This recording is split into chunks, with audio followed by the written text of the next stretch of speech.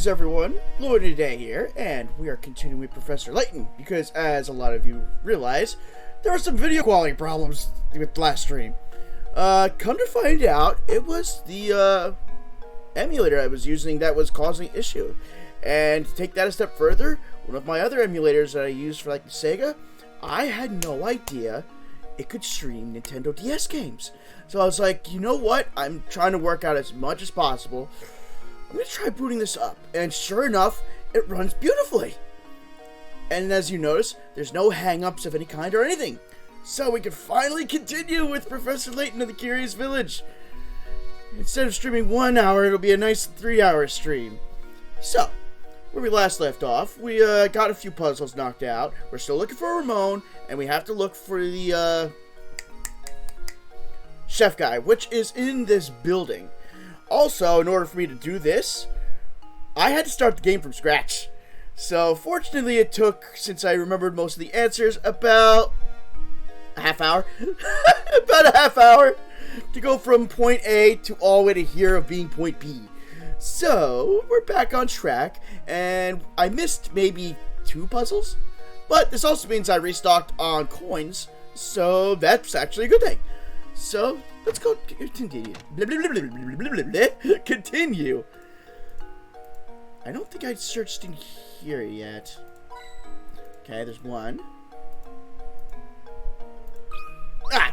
Dang it. Also, I need to set the volume up a little. Oh, he doesn't have a puzzle. Okay. Alright, so, I'm still noticing from my stream that video is not halting at any period, so I think I can go to my stream manager.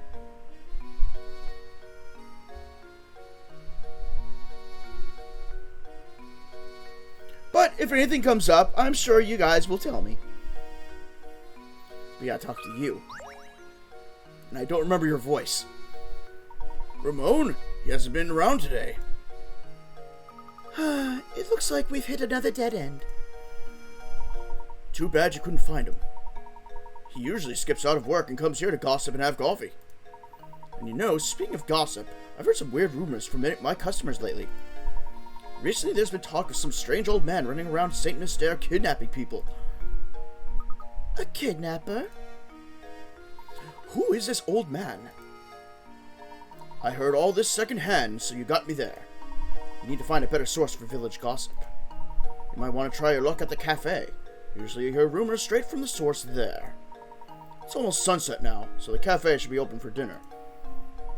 A mysterious old man kidnapping village folk?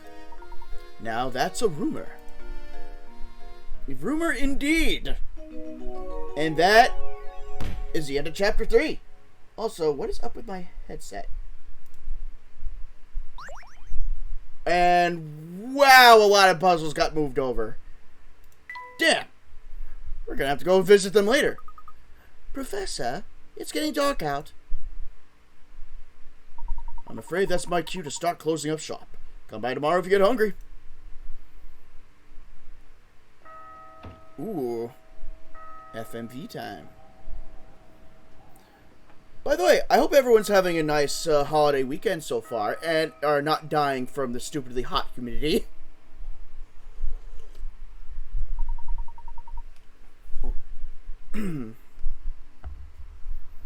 Luke, let's take a moment to sum up our findings. We have strange roaring tower, disappearing villagers, and an odd elderly kidnapper. It's all so bizarre. I can't make any sense of it at all, Professor. I think we finally got some clues on our hands, my boy. Observing the nightfall in this village might tell us more of what we need to know. Great idea, Professor. Night falls. It's turned dark, and Ramon still hasn't returned. Continue the investigation to find clues. Yes, save progress. Nice. Ooh. Kind of spooky at nighttime for here. More money! And I like the low quality accordion in the background. That is nice.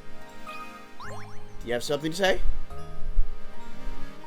I'm sorry, young lady. Could you help us? We're looking for someone, you see, and... Sorry, can't help you. And by can't, I mean don't want to. I barely even talked to Ramon, and I am so not interested in this search.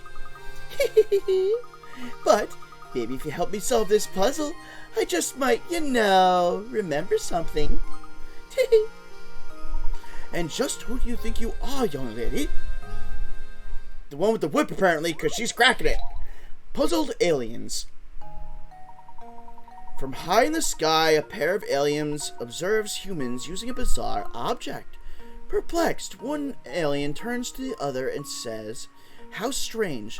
The Earthling is opening a hole in a sheet of paper and marking it with a line to show the other Earthlings where the hole is. I've never seen anything like it. What could these extraterrestrial visitors be talking about?" What? Opening a hole in a sheet of paper and marking it with a line to show the other Earthlings where the hole is.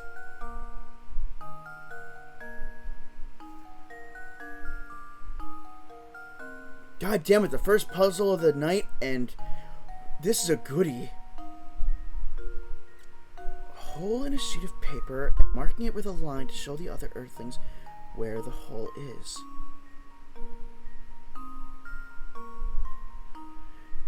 It's not drawing a hole, it's literally opening a hole in a sheet of paper.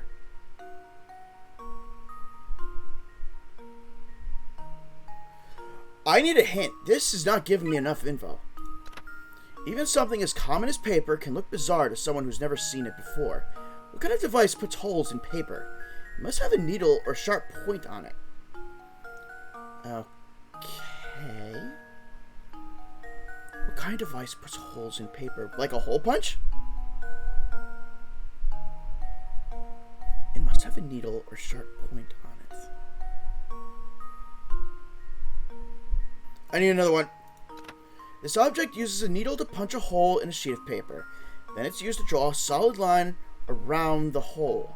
Since it draws a line, it must have some sort of writing implement attached to it. Oh, what the frig?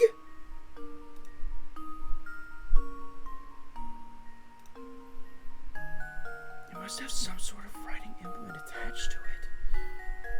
My brain is going into some of the most weird-looking objects ever.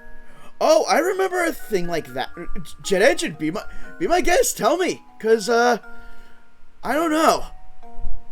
I really don't know.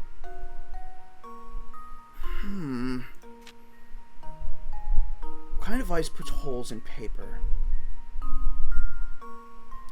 From art class.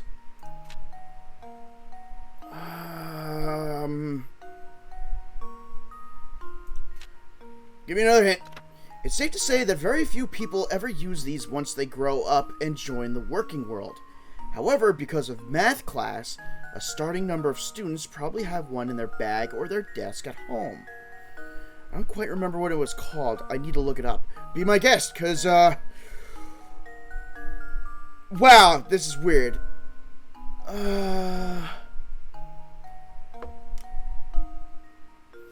My brain is telling me a protractor, but... Because then it has like the little hole. It's opening a hole in a sheet of paper and marking with a line to show the other Earthlings where the hole is. Is it a protractor? How's it... Wait a minute. P... R... O... T... No, not T. Pro...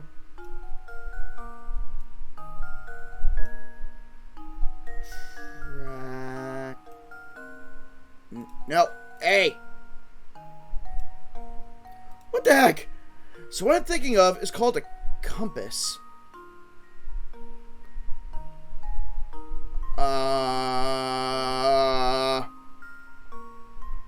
Let me try to finish spelling this word.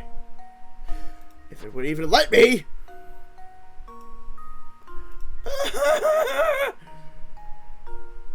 Hey. Oh my god. If you Google compass art tool, you'll see. Okay, going right to Google. Compass art tool.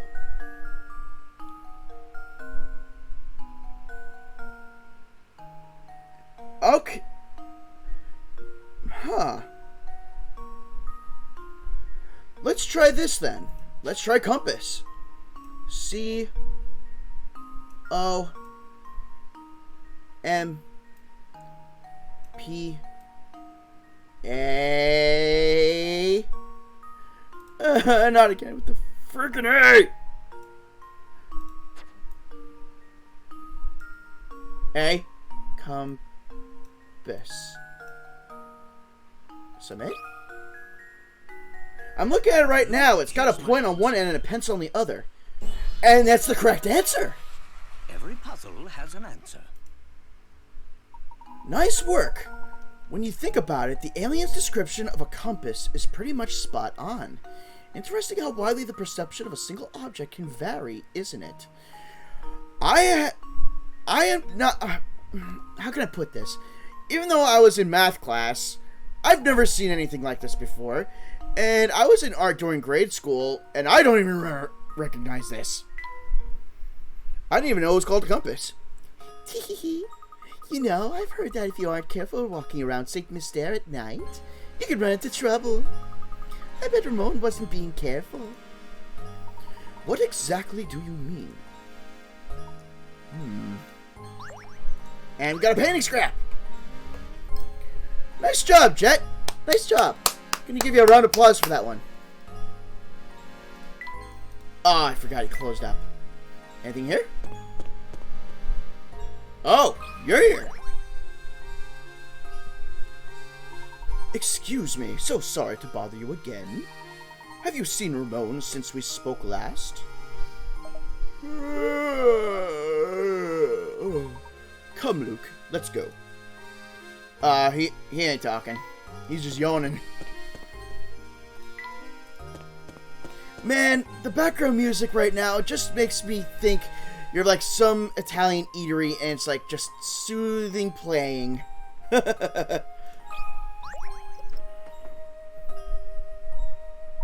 Oh goodness, whatever shall I do? What seems to be the trouble, sir? Let's see here. Strong, young, and you look like you have a good back. Oh, thank heavens you came along. I beg your pardon? I've searched everywhere and I just can't find the thing. Oh, I suppose I must have dropped it when I was out strolling by the park this afternoon. I would go search for it myself, but it's gotten dark out. It is awfully scary out there. Bah, nothing of the sort.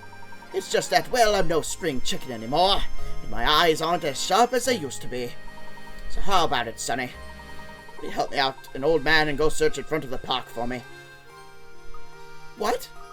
But we're in the middle of an investigation right now. Now, Luke. No need to be rude. After all, the park is but a small ways away. And who knows, we might actually find some new information to aid our case there. Besides, helping those in need is the duty of any gentleman. Splendid. I'll wait right here for you to come back. I'm counting on you. One more detail, please, sir. What exactly did you drop? Drop? Oh my, now what was it? Oh, that's right. It was my watch. Actually, my best wristwatch. Bring it back for me, Sonny. I've totally forgot what voice I gave you, though, which sucks. Oh! Oh, wait, isn't this Granny Rilton's? Oh, no, it's a puzzle. There seems to be a puzzle embedded in this door. I could have sworn there was nothing there a minute ago. Fascinating. This puzzle appears to be acting as some sort of lock for this door. How delightful. Luke, my boy, why don't you give this puzzle a try? I'm almost certain the door will open if you solve it. Well, what do we got? Get the ball out. 1. It's a slide puzzle.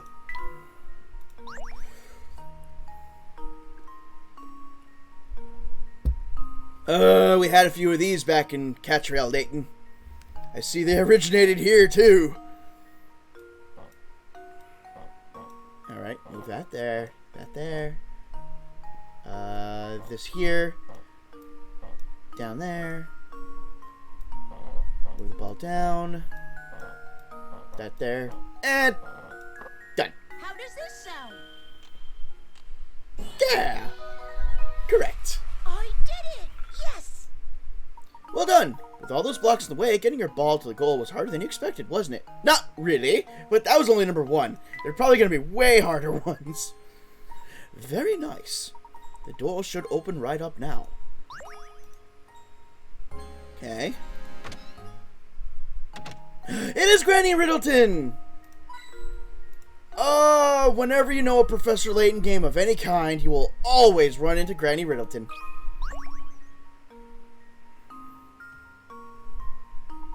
Why, howdy. Do you often find yourself hopelessly, achingly, painfully stuck on puzzles? Well then, Sonny, you've come to the right place. Welcome to Granny Riddleton's Puzzle Shack. Granny Riddleton? Where can we find this lady? Isn't it obvious she's right in front of you, boy? 'Tis no wonder you have trouble solving puzzles. Yes, you are gazing at the beautiful and clairvoyant Granny Riddleton, guide to the puzzle puzzlers. Beautiful and clairvoyant? Professor, do you know what she's going on about? Fret not, Luke. Why don't you let me do the talking here? Sorry to disturb you, Miss Riddleton, but by clairvoyant, do you mean to say that you have psychic powers? Can you do things like, say, pick a criminal out of a crowd, or visualize location of lost objects? Pshaw, any fortune teller can do that. So what if you can see a few days into the future? Big whoop. My specialty, you see, is puzzles. Puzzles people forget about. Puzzles people miss. Surely you boys have had a few of those, eh? No need to turn red. It happens to the best of puzzlers. What I do, you see, is I take those poor, lost little puzzles and invite them to come stay with me. Because apparently puzzles are like pets. Wow, so those puzzles that we tried but weren't able to solve, those puzzles are here now? Hey, looks like you finally figured it out, what makes me so amazing, boy. Now go ahead and give a knock on the door of that little shack behind me. Inside you'll find rows of cute little jars, each one of them stuffed with a forgotten puzzle. I bet you can find those lost puzzles of yours somewhere in the midst of all my little pretties. Alright, we will come back to this probably later in the game. Let's see where else in town, because it's night. Hey, more coins!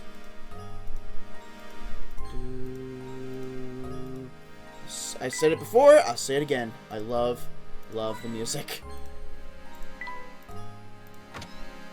What's at the inn? Hello there, boys! Turning in for the night already?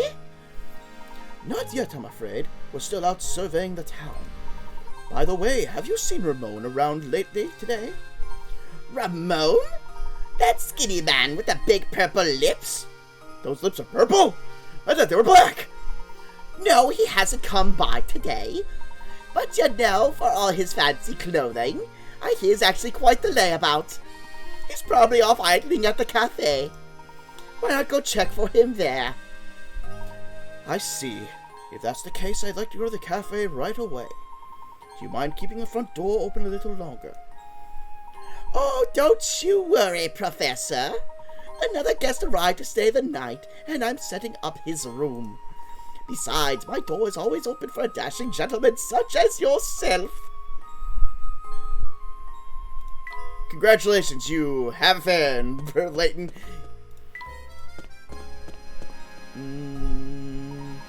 There's no way we could show our faces in the manor until we find some sort of clue. We must continue in the investigation. I couldn't agree more, Professor. Oh, alright, so that way's completely blocked off right now.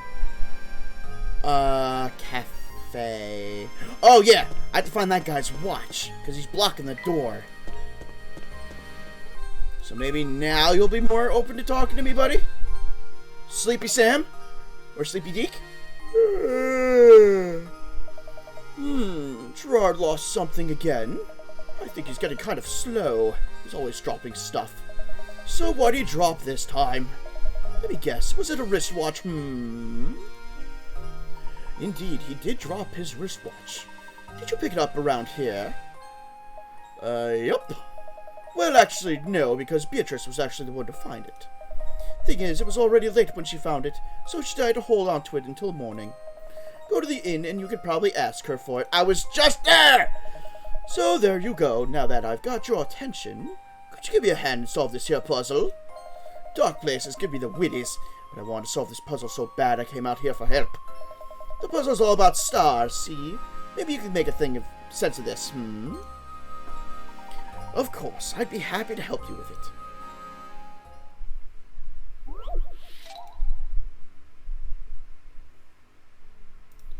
Let's see, the biggest star.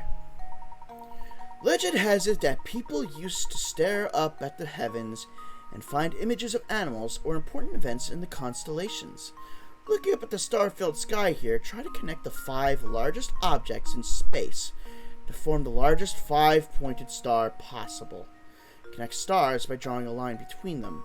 Make sure that your line doesn't pass through another star along the way. Now, it says here, connect the 5 largest objects. So something tells me... I think I see it. There. There. There. There. I am not making a star. I am making a pentagon. Obviously, I think I need to go back to kindergarten, because I don't know my shapes. Wait a minute. There. Okay, so it's only letting me go to that tree. There. There. And... there! I think I did it! Luke, here's my answer. Yeah! Correct! Thinking is the key to success. You're right. You need to connect the 4 stars to the Earth in order to form a star like the one shown here. It looks like people are still finding inspiration in the stars. Hey, thanks a bunch. I can finally go home and catch a few winks. Oh yeah. Yeah, I remember. Beatrice from the inn was the one to find Gerard's watch. Don't forget to ask her about it, okay? Okay, see you tomorrow. Come, Luke, let's go. Oh, we got a stuffed bear! Where will it go to? I'm gonna give it to Luke. Because he's into animals and he's a kid. And giving it to Layton would be kinda creepy. It'd be more like, what am I gonna do with this?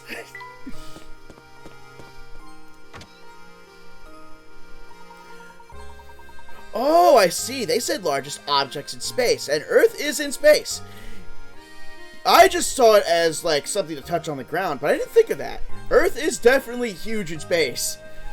Not quite. I heard word that you found a wristwatch out by the entrance to the park. Oh, that old thing. Does it belong to you, Professor? Oh, no, it's Gerard's. He dropped it today while wandering about town and asked me to help him find it. Why am I not surprised? That man sheds more stuff than cats sitting by a fireplace. All right, then, here's that watch. You know, it figures that it belongs to Gerard. I was just thinking to myself, the professor is far too fashionable to wear this old thing. Ha ha ha. Thank you very much. We got a wristwatch. I'll go and give it to Gerard. Oh, so you found my watch, did you? But of course, a gentleman always helps those in distress.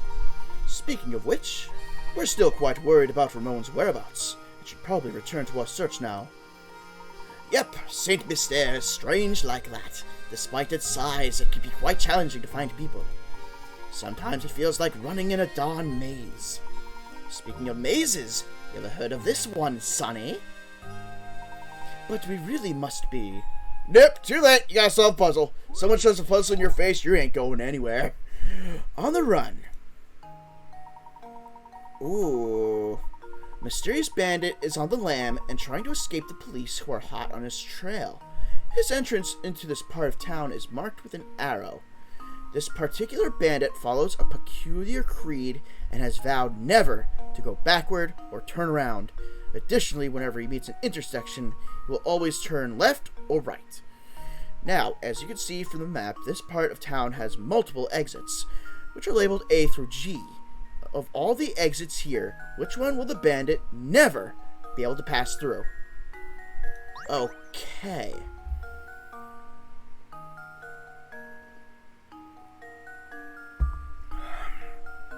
When he meets an intersection, he will always go left or right. So let's see. He goes left, goes right, left. It's not going to be you. Alright, it's not going to let me cross out either. Damn it. Alright, so G is out. He can definitely leave there. So left, there, right, left. Then he turns left. Then he turns right. Then he turns left, which he can go through F. Now, let's try A. He can go right. Then he turns right. Then he turns. And then turns there, so A is out. So let's see. Turns right. Turns left. Turns right. Turns left. Turns right. Right.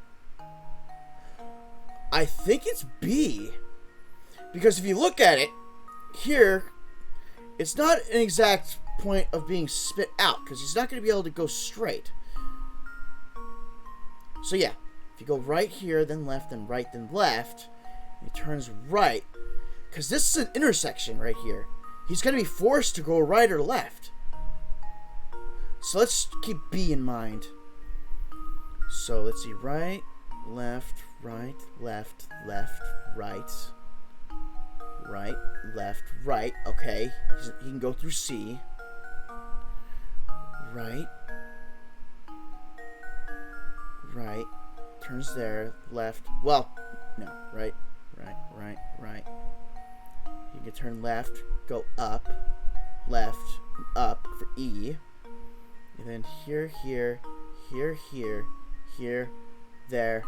Left. Right. Left. Right. It's gotta be B. Luke, here's my answer. It was indeed B. Critical thinking is the key to Because success. where those two areas are, no matter what, he's going to be stuck going either left or right. He will never be able to go straight. That's right. As you can see from the diagram, the bandit must turn every time he approaches an intersection. The ways he can move through the town are set. As a result, no matter how he approaches B, he'll never be able to leave through there. This guy is a very stupid bandit.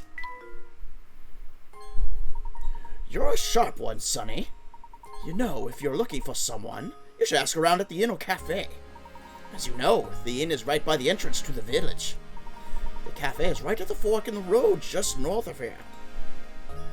We've already searched the inn, but checking the cafe sounds like a good idea. We'll be sure to stop by. Well then, I'm off to bed. An old man needs his beauty rest. Thanks again for your help. Think nothing of it, sir.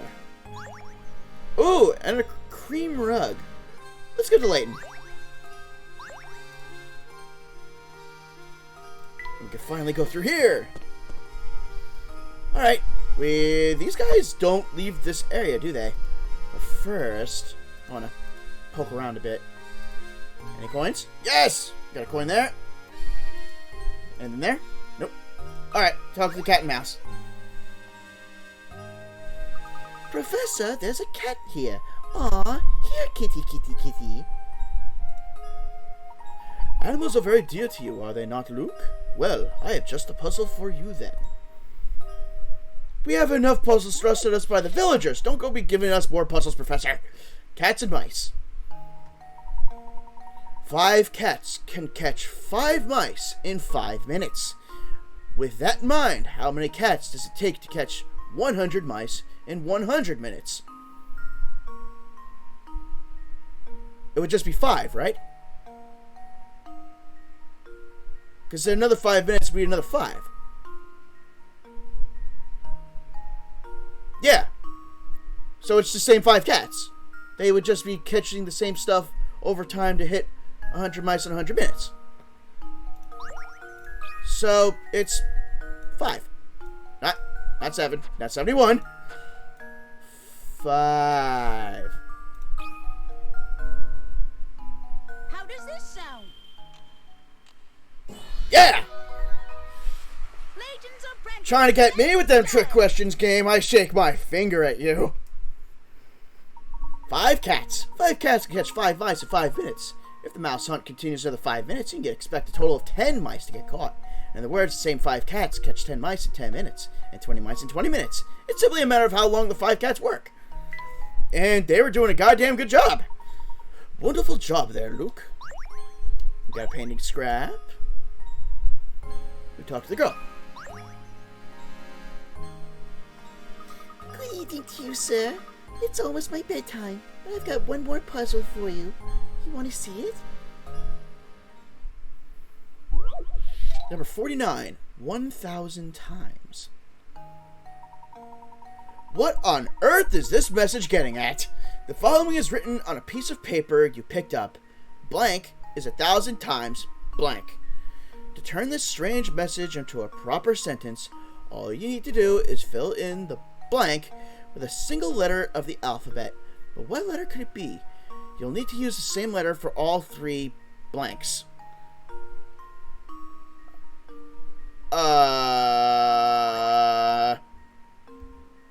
Blank is 1,000 times blank blank. And it's a letter.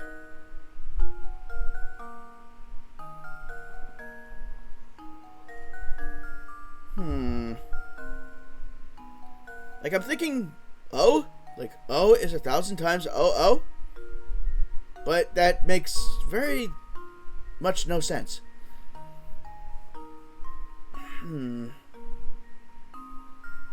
A, B, C, D, E, F, G, H, I, J, K. Wait.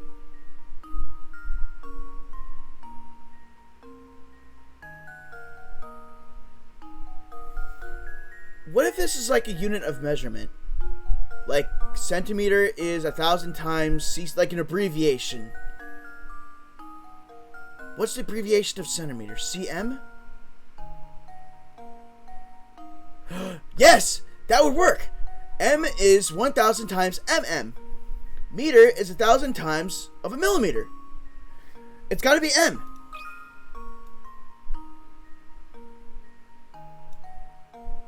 M. There we go. Hot damn, I'm good! Every puzzle has Oh, yes! Catherson, thank you for the sub. Puzzles hurt my brain, but puzzles are fun, and they work your brain. And thank you so much for the sub. Let me give you a quick shout out as soon as I read this. That's right. 1 meter, M, really is equal to 1,000 millimeters, mm. And I will give Catherson a nice, lovely shout out. I hope you're surviving this heat all the way out there in Oklahoma.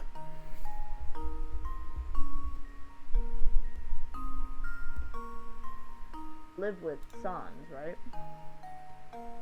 Yeah. I mean, when you look I had to they're do not that. actual cat eyes, they already pierce my soul. There you go. Is that not the actual eye? I guess it wouldn't be, hey? The eye's like here. I guess this was when you were first showing off your mask. Cat myself. I am the best at Gato. You're the best kitty. His eyes and sees the face. Yeah, I'm here for nothing but pure terror. This is my favorite cat. I have a Majora's Mask perler that I really want to do the same thing you do with your cat mask. The problem is I can't see through it. I hope you had a good day, by the way, and I want you, please tell Generic I said hey. How'd you like my puzzle? Pretty fun, right? You did such a good job. I'm gonna tell you a secret. I heard that there's a man-eating monster in the tower, and that's why everyone stays away. I'm not silly enough to think there's actually a monster inside, but the place is dangerous. So be careful in there, mister. Bookcase. You know what? I can see Layton reading, but Luke needs some education, so give him the bookcase. I know the struggle. Generic says hi. Right back. I'm just gonna make dinner and enjoy your stream. Alright, enjoy your dinner. I totally forgot what wait. I think I remember what I had for dinner today.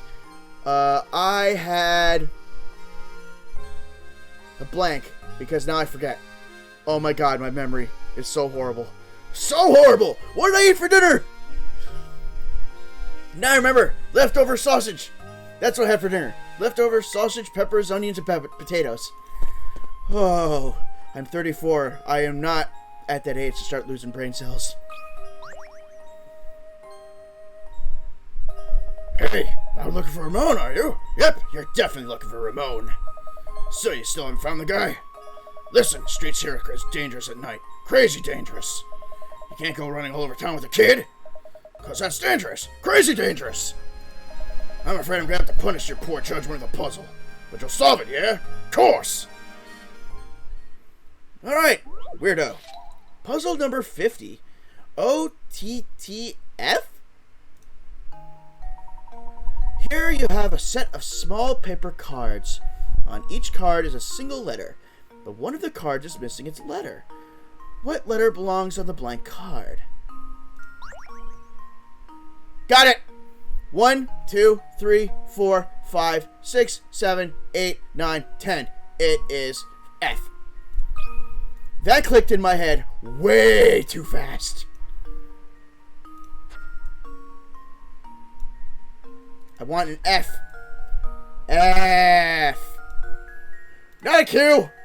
Game. I want F. I'm going to give you the F if you don't respond properly.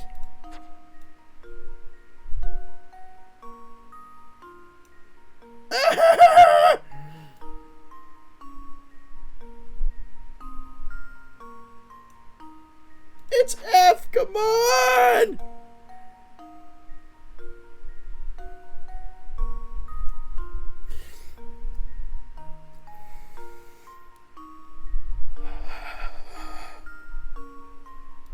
Lloyd, you're a 34-year-old man. You graduated from school. It's F. Oh my god. Oh my god, I'm actually getting mad.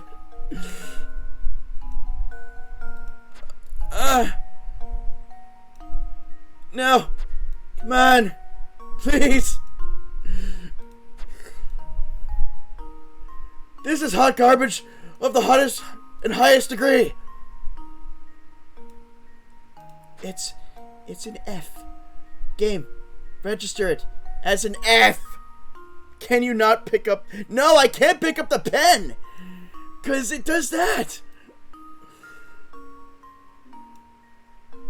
Okay, wait. We made an E. We're close. Oh, come on. I'm gonna cry. No, come on. F.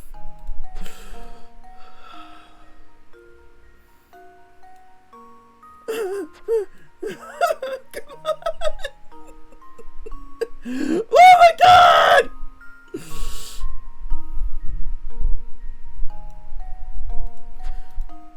Can't you just give me a clear alphabet and I'll just pick a letter manually? Now I'm mixing the upper and lower case. Alright, I'm sorry this is taking a while, but, yeah, this is... I wonder. I can make an E totally fine! See, I can do it again! But why won't it take the F?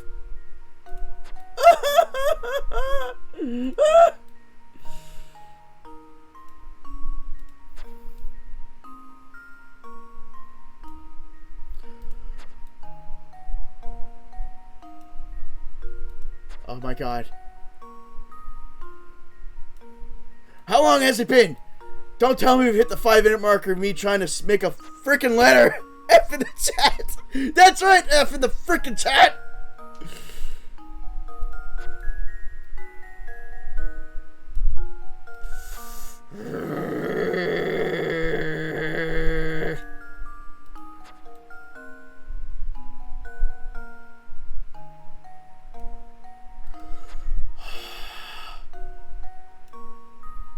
Oh my god.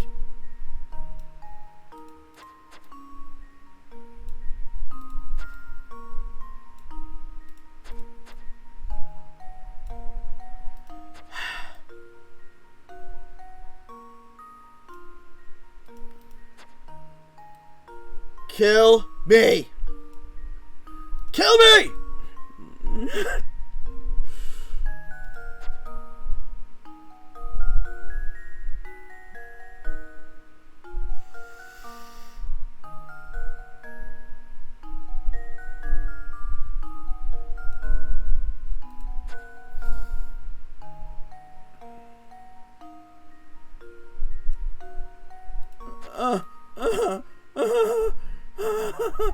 Come on! Come on!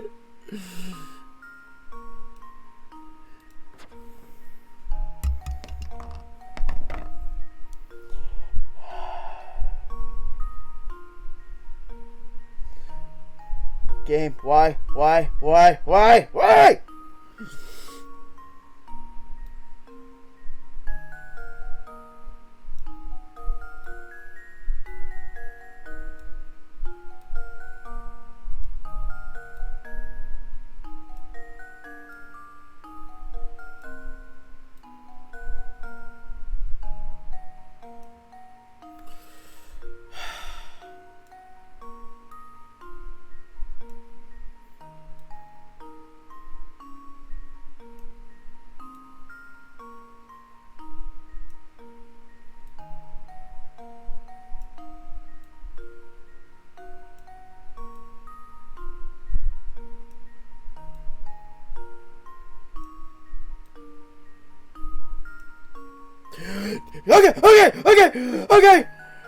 Okay.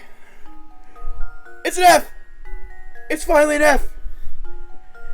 As it just shows on the screen, F this game. Oh my god, that took way longer than it needed to. Every puzzle has an answer.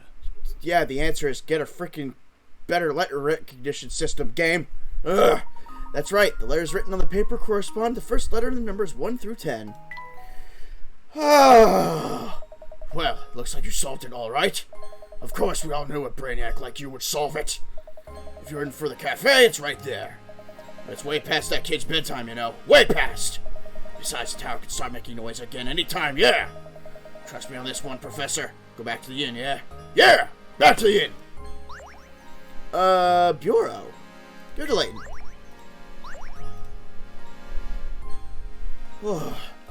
Okay. Let's check out for coins. And it's not the cafe yet. I want to look around.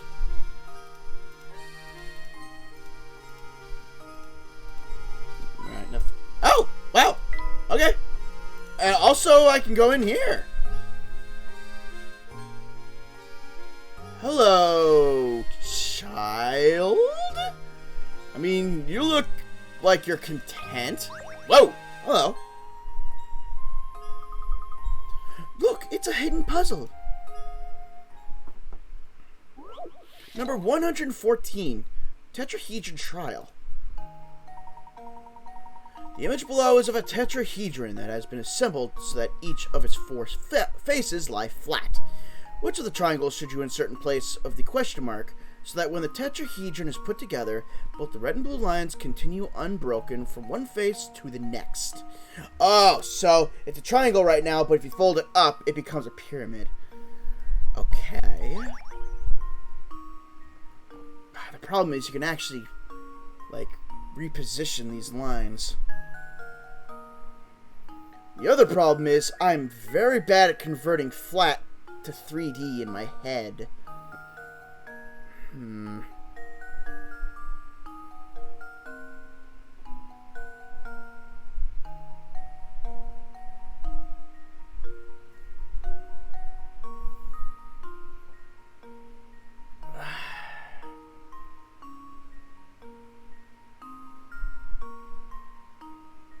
The thing is, these lines don't even sync up to the freaking diagram itself. Not even here.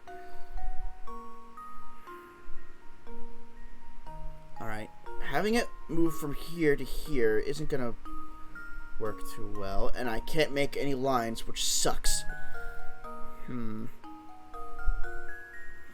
C actually looks... No. It would break.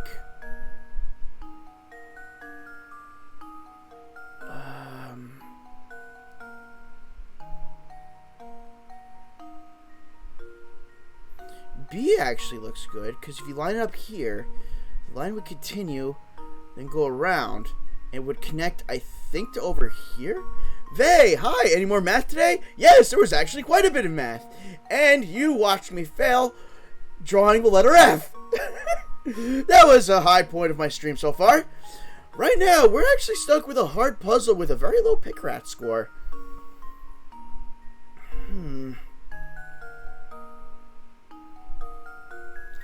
Then there's C. Because you fit it through here.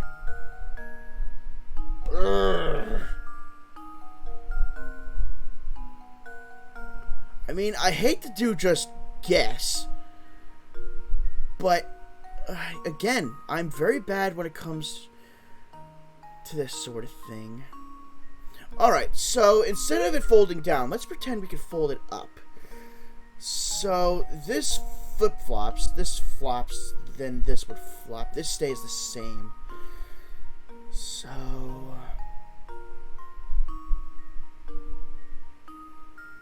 I would think then it would have to go out, like, out here that somehow.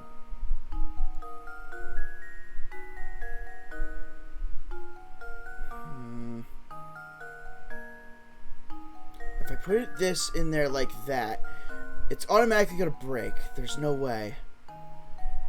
But if I swing it around, it would still break. So C isn't it. Then we move on to B. Flipping it around, it would go that way.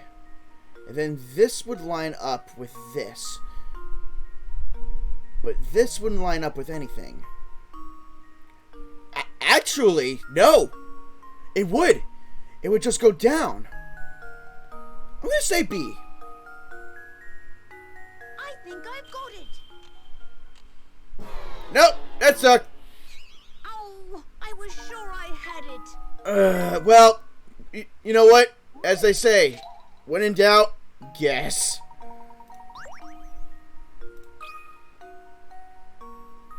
How does this sound? Oh, I was One of the few sure I had puzzles it. that has trounced me. I am not ashamed, though. I thought it was C from the time I had to look. You know what? Let's go with that then. Because I thought C couldn't possibly be it. I think I've got it. And Vey, you are correct. Layton's apprentice saves the day. Oh, okay, it would line up. Huh. Three-dimensional visualization is crucial to solving this puzzle. Guess what? I suck at that. I cannot do 3D visualization. Done. Let's go find more puzzles.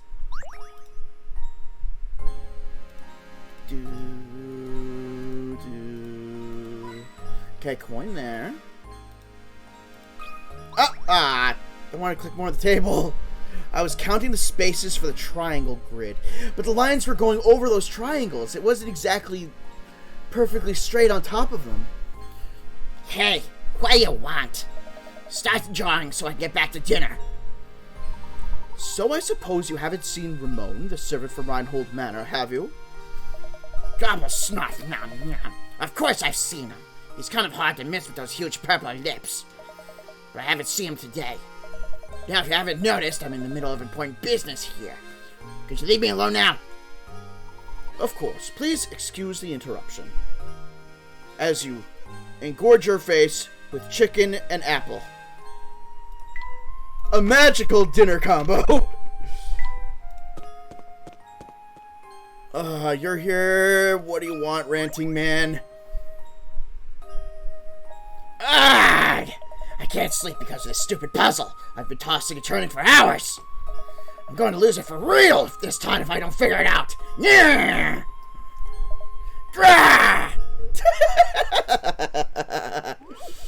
Number 52. Find a star. Whoa! What the hell is the M. Night Shyamalan painting? A star the same shape and size as the one shown on the right is hidden somewhere in this picture. Trace out its outline below without puking. Okay. I just want to take a gander on how I'm going to...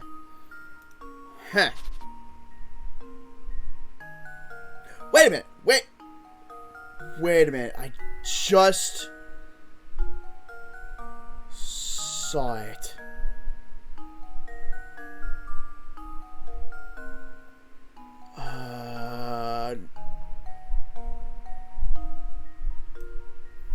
No. I just saw it. Damn it. There.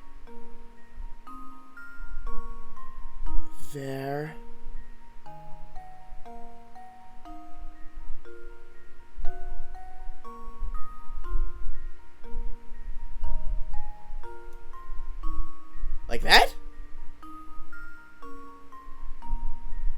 Or am I off? I think I'm a little off. So let's go here.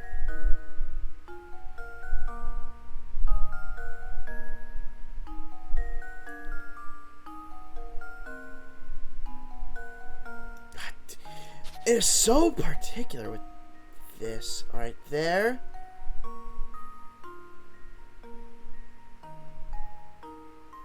There.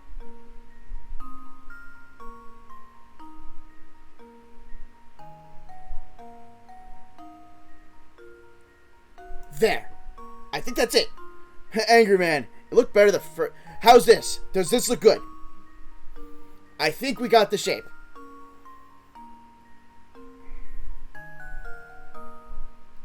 I'm going to submit. Come on. I think I've got it. Yes! Layton's apprentice saves the day. You got it. Doesn't spotting a star earn you a free wish? You wish? Hey! Why'd you have to go and tell me the answer? I've been thinking up an answer for days now, and you just go and ruin it. Thanks a lot, you jerk. You know what? Maybe I should just stop talking to you altogether, you freaking doughboy meanie. God, if you can work up a tantrum like that, you just work out. You're a new face.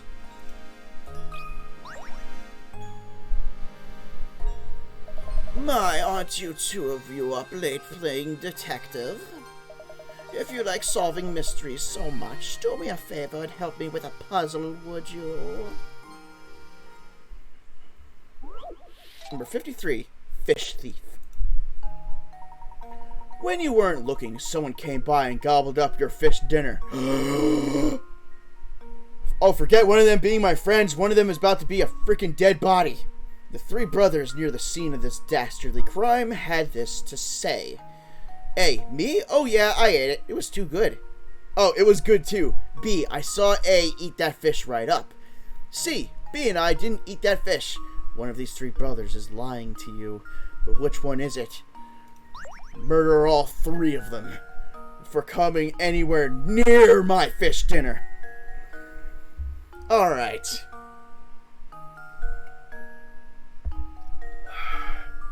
A says, me. Oh yeah, I ate it. It was too good. B says, I saw A eat that fish right up. Now this is saying someone is lying to you, not who's the one that ate it. So A is automatically calling himself out. B says that A ate the fish right up, which if this is true, he's also telling the truth. And C says B and I didn't eat that fish, which would make that valid. What?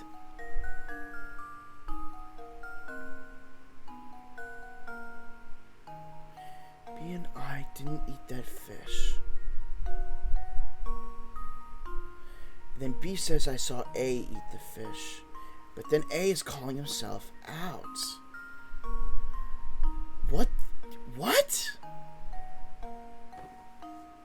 Then who's lying here?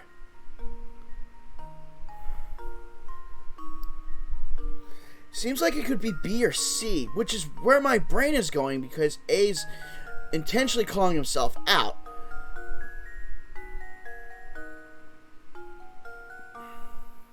Unless he's calling himself out to cover his two brothers?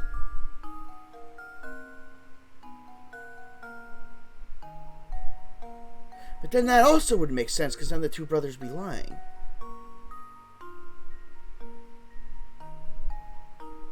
Probably C. I think they all ate it. But I can only select one, I think.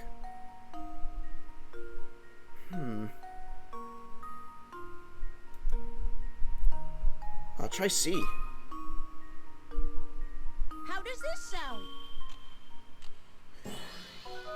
It's the correct answer, but I want to know why.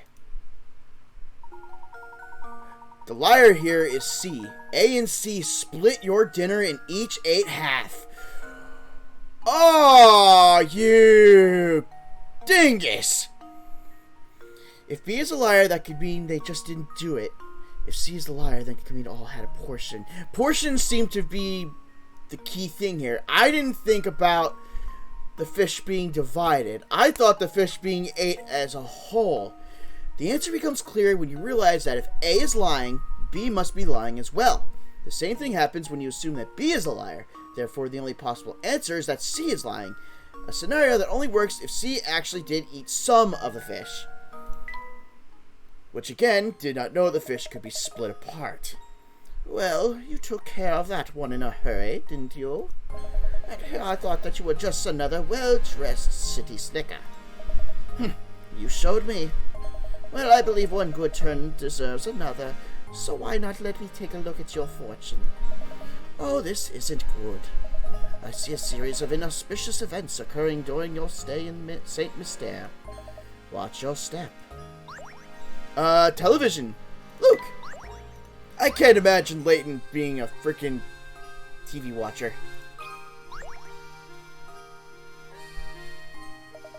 What's your drag having to keep up your investigation all through the night?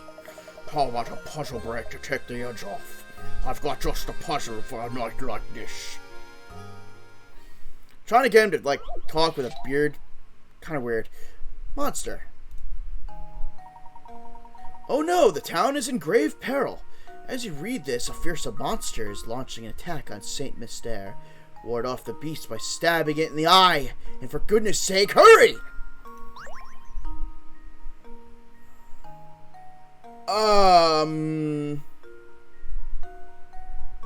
What? As you read this, a fearsome monster is launching an attack on St. Mystere. Ward off the beast by stabbing it in the eye. And for goodness sake, hurry. Is it the moon?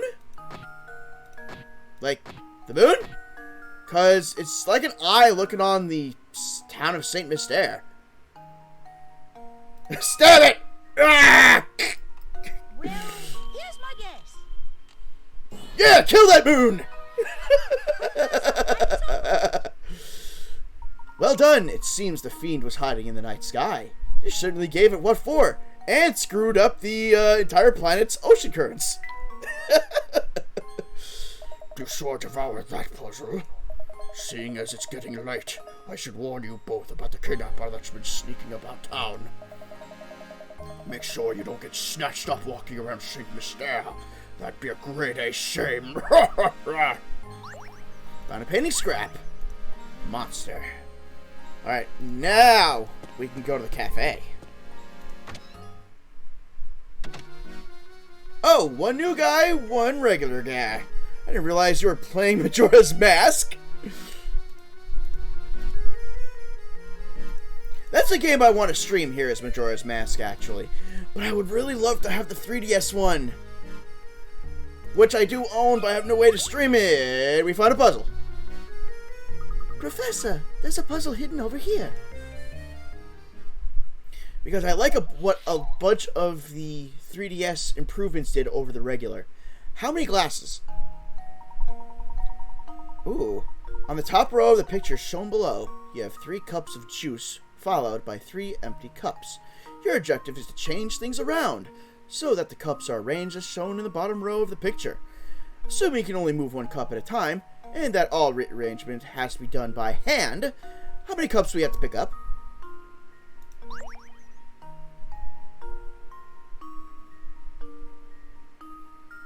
Wouldn't it just be 2? Oh, you didn't like a lot of the 3DS changes. I'm surprised. I love the fact they were able to put fishing in with the 3DS Majora's Mask. I'm always a sucker for a good fishing game. But yeah, with this puzzle, wouldn't just moving this one here and this one here give you this? No, no, no, no, no, no, no, no. Hold everything. Retract everything I just spit out of my mouth. You only have to move 1. You pour the contents of the second glass into the 5th one. You don't have to move a single other cup. You just move 1. I think I've got it. Yes! Solved it. That's right! Pour the contents of the second cup into the 4th cup, and then return it to its original position as shown above. This way, the task set before you can be completed in 1 move! Easy. Let's go find more puzzles. Alright, let's talk to you. Gazapi? Oh, fancy meeting you here. I've got a doozy of a puzzle right now. It's harder to crack than a coconut. It's Zappone, okay. And who knows, it might even have something to do with the case you're investigating right now. So what do you say? Help a fellow detective out, will you, brother? That's all very interesting, but I do believe there's been a mistake here. I'm no detective, you see. Say no more, undercover and all that then, yes? Very well, but I know a fellow sleuth when I see one. Us being in the same trade and all, I suppose it couldn't hurt if I let you have a look at this puzzle. Oh, the town barbers. Oh dear God, your hair! A certain town has only 2 barbers in it. There aren't any other towns nearby, so everyone who lives there gets their hair cut by one of these 2 stylists.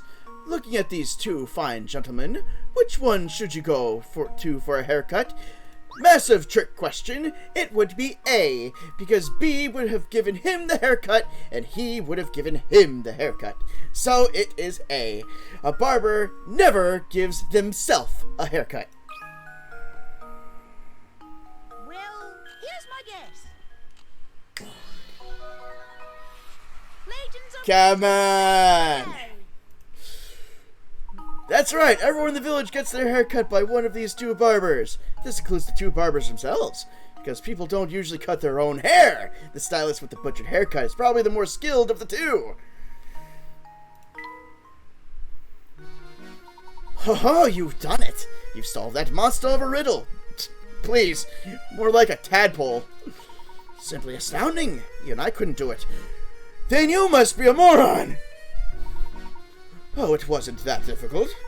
But on a more important subject, have you heard word from Ramon lately? What's that you say, good sir? You want to solve more puzzles? Alright, then here's a gem of a tip. Go visit Granny Riddleton's shack. That's all I can say. My detective's instinct tells me that another case is developing as we speak. I must take my leave now, but perhaps I'll see you again tomorrow. Grenadier with a rate of 2! Good to see you! Let me give you a quick shout out. And good news! The game is working properly now!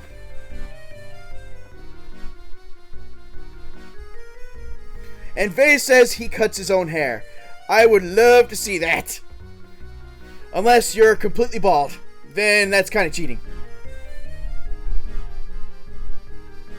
And grading perfections. Then I looked at the top of my head.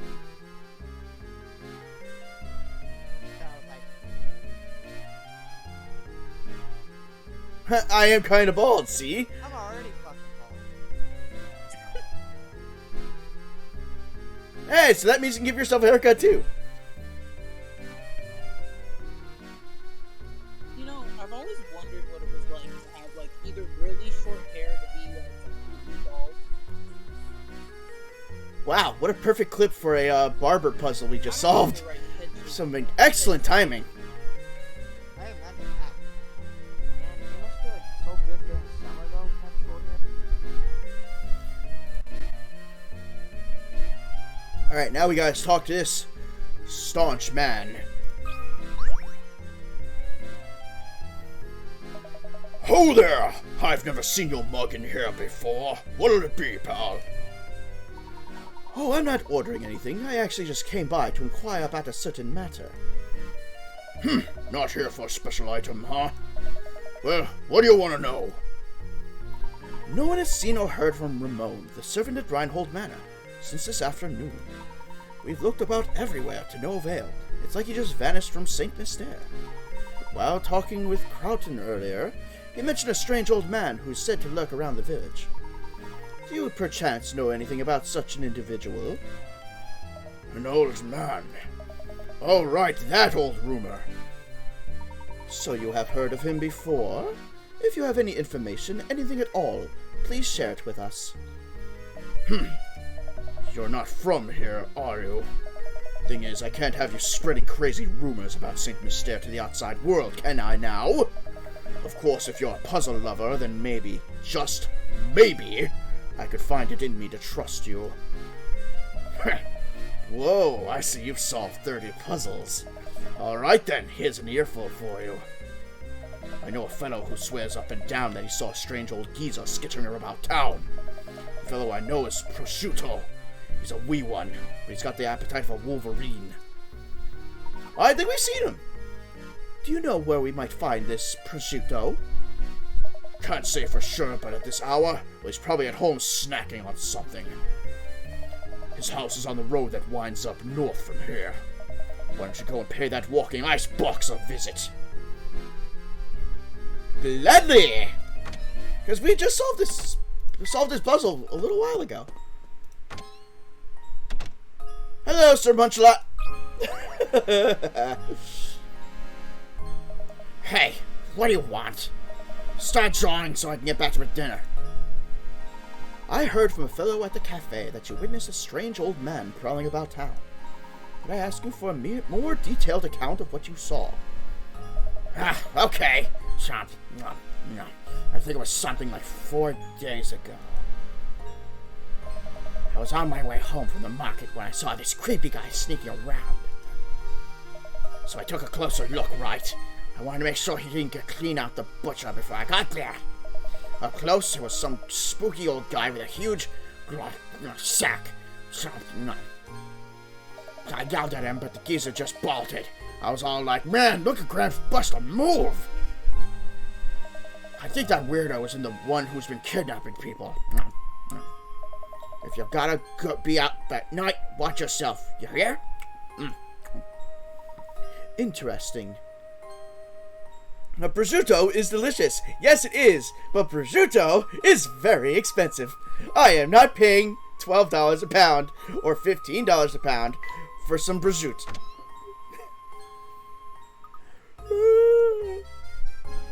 Oh gosh, sorry, Professor. It's not that the investigation is boring me or anything. I'm just a little sleepy. It's gotten late. Let's report our findings to everyone at the mansion and wrap up things for the day.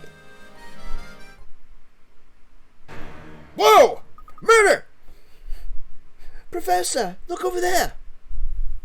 Oh my gosh! Is that Ramon?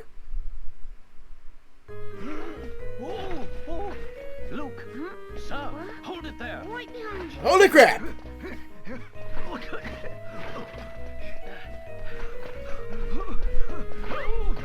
Man, the old guy can book it.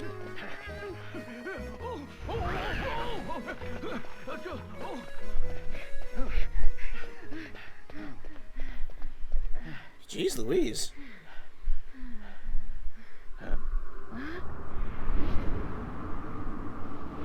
Whoa. My word. My word indeed. That is incredibly spooky. Oh no, we've lost him. Luke, you saw that too, didn't you? No doubt about it. That was Ramon. Does that mean that the kidnapper killed Ramon too? Ah! Steady there, Luke. I think we'd do well to return to the site of Ramon's abduction. The kidnapper may have left a clue behind, you see. Right, lead on, Professor. Alright, we gotta go... Oh, okay, good. Game automatically does it for me. Lovely. We need to go sweep the site of Ramon's abduction for clues. You're absolutely right, Professor. Professor, look at this. Another tiny gear. This appears to be the identical to the item recovered from the crime scene at Reinhold Manor. Do you think it might help us find who is responsible for both crimes? Perhaps. At any rate, our first priority is to report our findings to Lady Dahlia. Come, Luke, back to the manor. We're not stopping for sleep now, are we? And that's the end of chapter 4.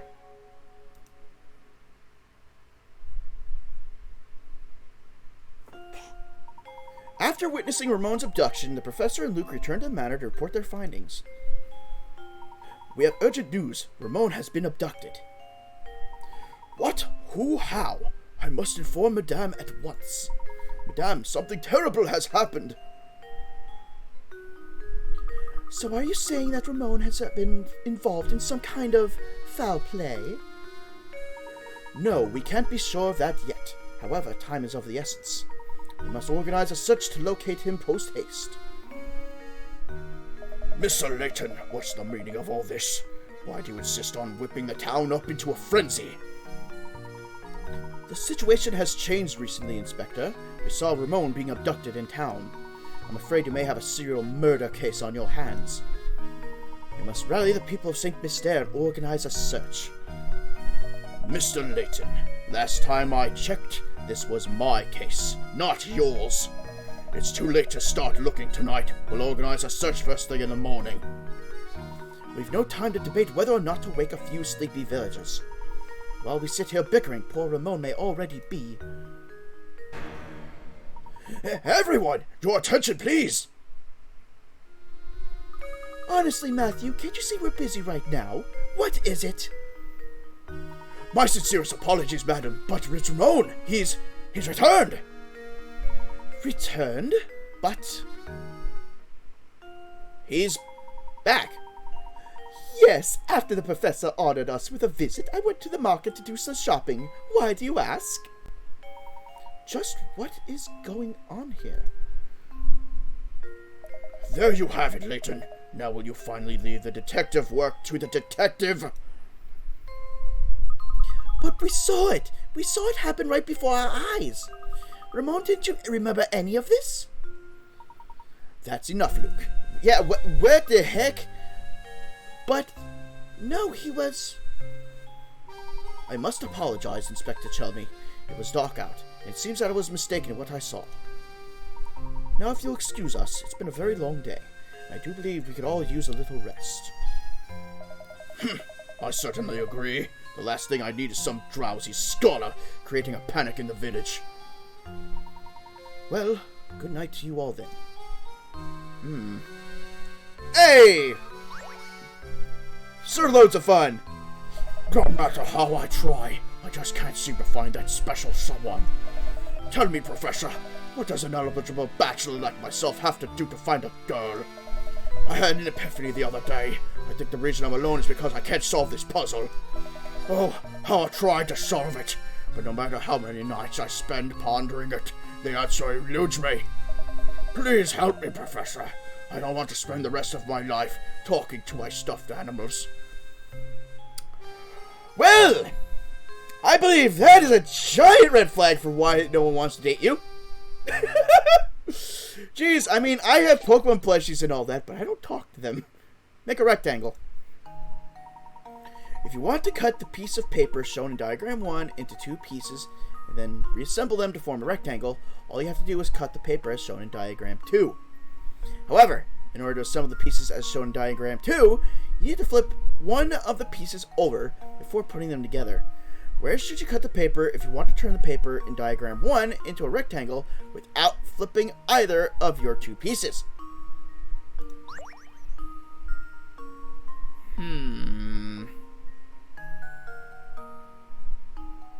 Okay, wait a minute. What is this asking me to do? I want to cut the piece of paper shown in diagram into 2 pieces and assemble them to form... Oh, okay, so you cut here, move this here, and that becomes the rectangle. Alright, in order to assemble the pieces as shown in diagram 2, you need to flip one of the pieces over before putting them together.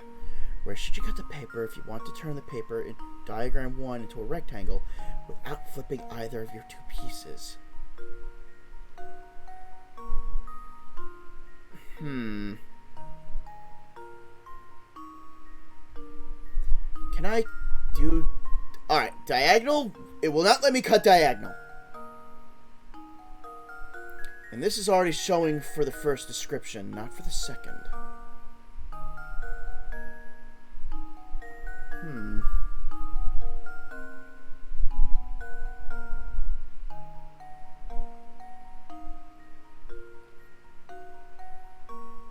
Where to cut?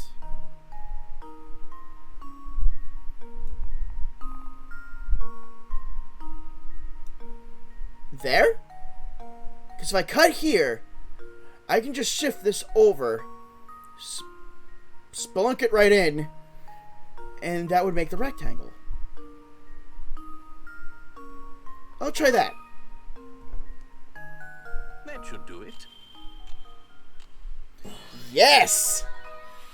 Every puzzle has an answer. That's right. Now that you know the answer, the puzzle seems quite simple, doesn't it? Oh, joy! I'm positively tingling with excitement. Or maybe that's heartburn. With that puzzle solved, I'm sure I'll find a bride in no time. Yes. Matthew, do you have any puzzles for me? Inspector Chelmy and Madame have already retired for the night. Ramon is likely off to the cafe. You've had a very hard day, Professor. Do try and get some rest. Good night, sir. Alright, so we're going back to the inn to get some shut-eye. Or we're going to the void! I wonder if we really did just mistake what we saw in the street. That was definitely an abduction. No, I'm certain that it was Ramon. When we saw him, there wasn't the slightest hint of life in him. He may have lost consciousness, but how odd that he should return healthy as can be in an hour later. Stranger still is the fact that he seems to have no memory of what we saw happen to him. It's so peculiar. Plus, Ramon wasn't even the first. Lots of people seem to have had the same experience. Any other villager would be in a panic over something like this, but Saint Mystère... Well, it's peculiar, that's all. There is something very peculiar about this whole town. Yes, in most places no one would stand for this, but we've seen that Saint Mystère is anything but normal.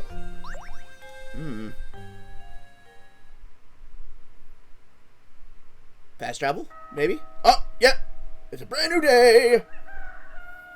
Brand new sunshiny day. They're making full-size models of people? I don't know. Or everyone has a twin or something. I don't know. Yes, don't you worry. I'll let him know. Oh, hello there. There was a phone call for you. It was from an Inspector Cheese something or other. from Inspector Chelmy?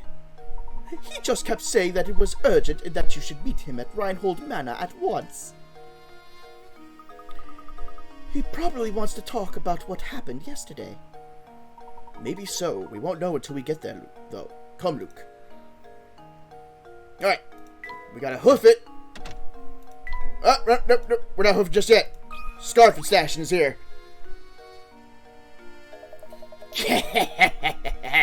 Looks like you fellows are getting used to St. Mystere. But stay sharp. Believe you me, we'll be buried in all sorts of difficult puzzles before you can shout stash and soften.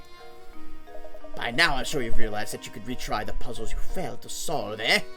However, have you noticed how some puzzles just seem to vanish before you can get back to them?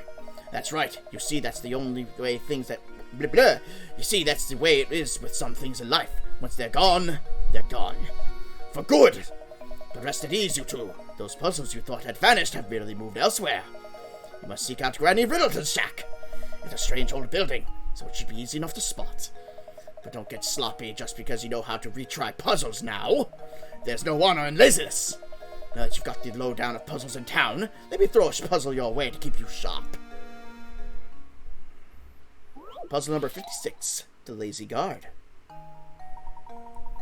The local museum has an exhibit that spans 9 rooms as shown in the diagram below. The entrance to the complex is marked by A, and the exit is marked by B.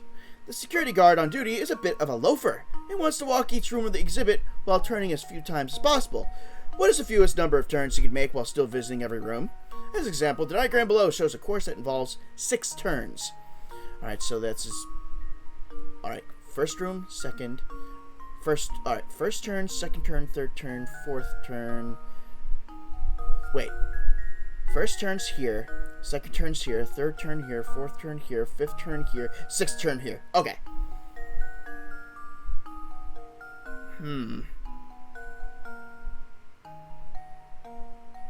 So, let's see. The fewest amount. And it's gotta be less than 6.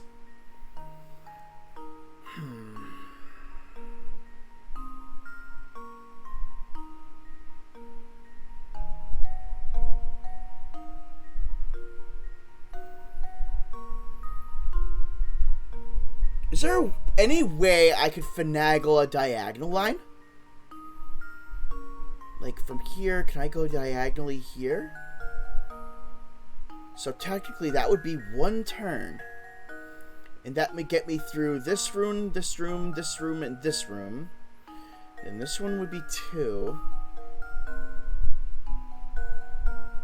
Which means I should be able to go diagonally here. Okay.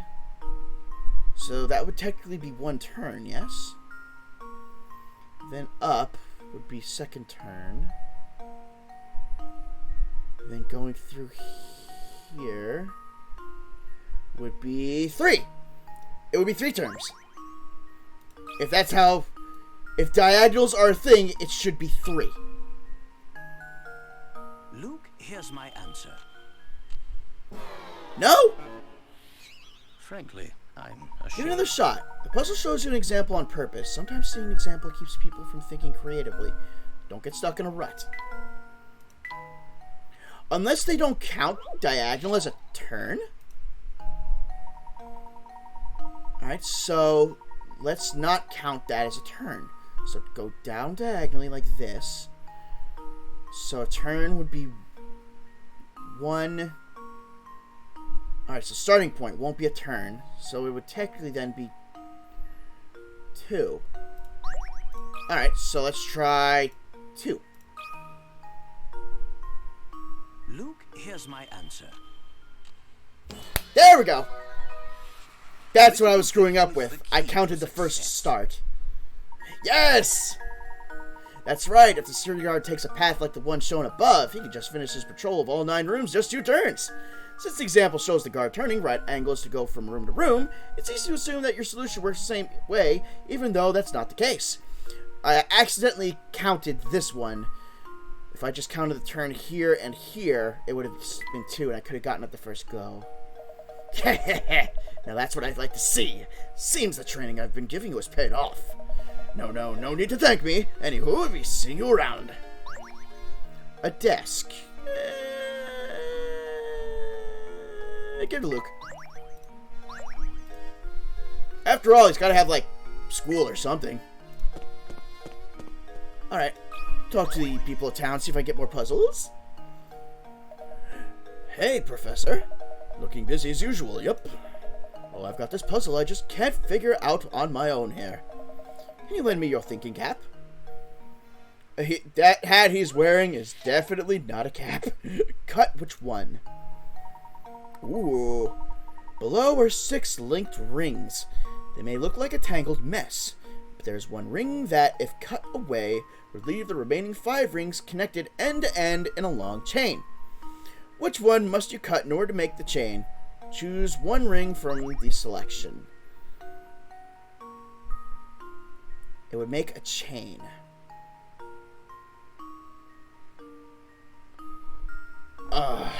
Let's see. I probably can't draw lines, so that's out. If I cut E, the problem is here. Because it wouldn't make a perfect chain. But E is locked into F, C, B, and D.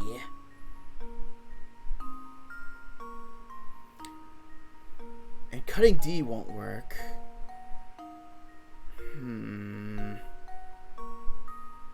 To make a chain. If I cut B, this frees up A, D, but then E would still get tangled with C and F. This puzzle has something to do with the rings overlapping, underlapping. I can definitely tell from that.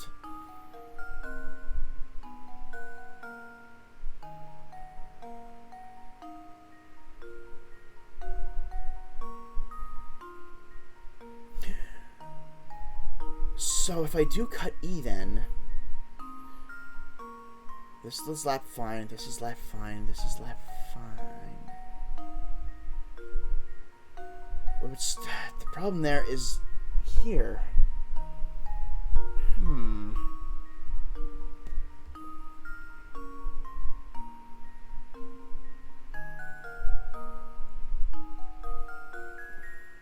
If this was a 5-ring puzzle, this would definitely be a lot easier.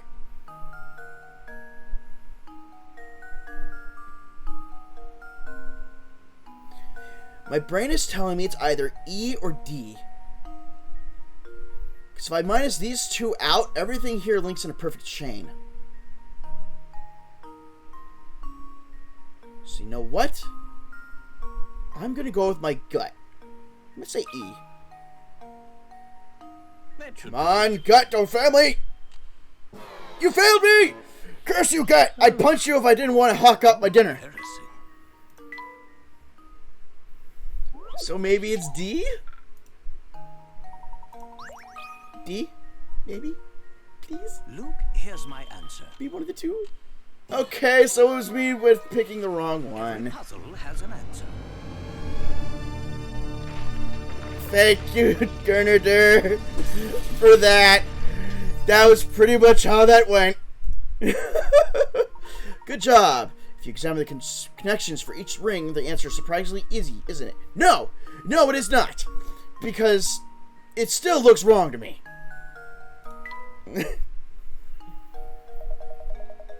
So that's how you do it, yeah. I can finally rest at night. This thing was bugging me for days. Let me tell you something neat. And by neat, I mean really terrifying. The thing is that I've actually seen that old man with the big sack coming out of the tower up north. I bet you dollars to donuts that he's the one behind all these disappearances. I wonder what he does up there. It wasn't nearly as loud as I thought it was going to be. Yeah, I tried making that redeem not super loud, but loud enough. Pile of books. Give to Luke, because Luke has the bookcase. Also, why is my tablet not charging properly? Oh, that might be why. There we go. Stream with a Pokemon plush! Oh, you want Rotom again. I think you picked Rotom last time. Let me go grab Rotom.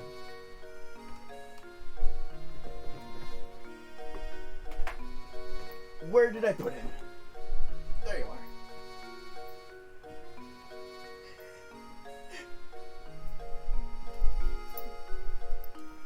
Been a while since someone did a Pokemon redeem.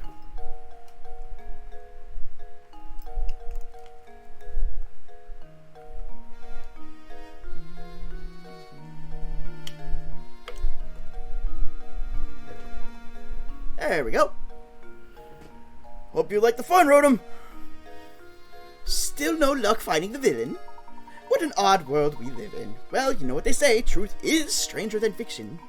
Speaking of fiction, I just thought up this little gem. Please give me your honest feedback on it. Number 34. How many sheets? Oh boy. Several rectangular sheets of transparent film are arranged on top of each other as shown. The lines represent areas where one sheet overlaps with another. At the thickest point of this pile, how many sheets are overlapping? Please tell me I can draw. Yes, I can draw here! Alright. That's 1, 2, 3, 4, 5, 6, 7. Alright, so total here, there are 7 pieces of paper.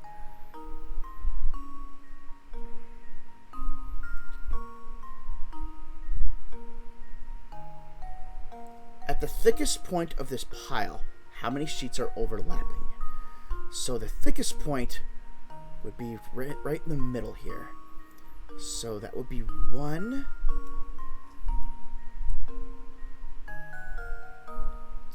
2,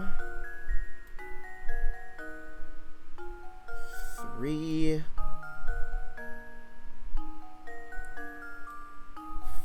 4, 5.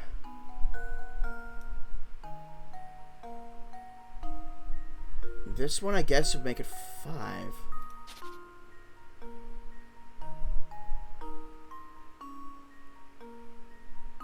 Hold on, wait a minute. The thickest point being here. 1. Ah, boy. Huh.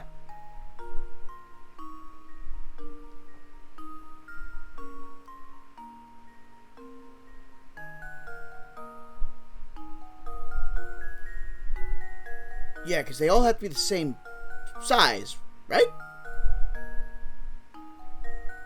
So 1, 2, 3, 4, 5. I think it's 5. That should do it. Yes, it's 5! Another puzzle solved. Nice! Yeah, I was working at that control point right there. That's right, this puzzle seems straightforward, but it's quite formidable when you get right down to it. Beautiful work. But I think the puzzles I write into my next novel will be even harder than that one. If you have time, stop by later. I'm sure to have an utterly fascinating puzzle prepared for you by then. Okay, let's stop it. Oh, wow. It is like super early in the morning, huh? Any more coins around? Yay! Anything else? Nope.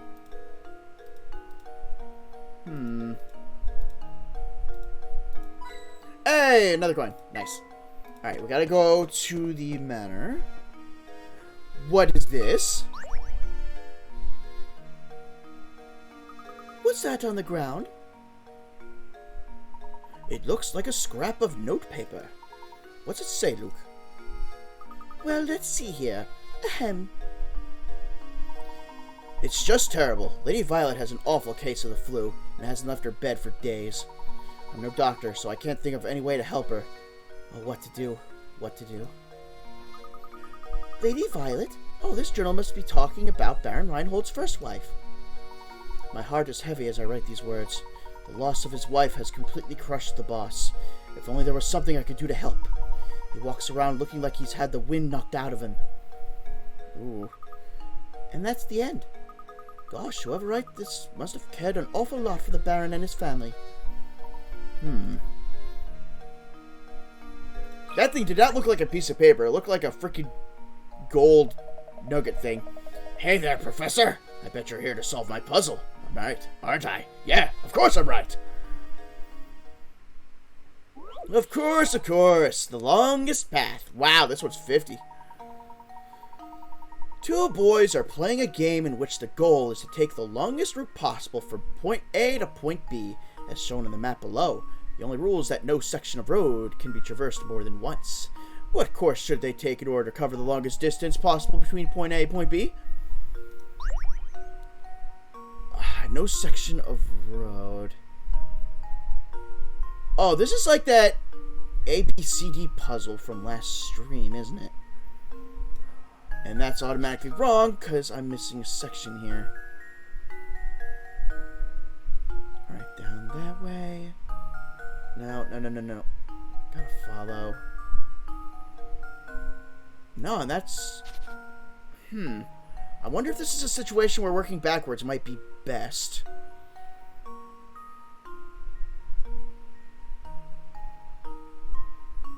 And, alright. It's... These tiny little roads here is what's throwing me off.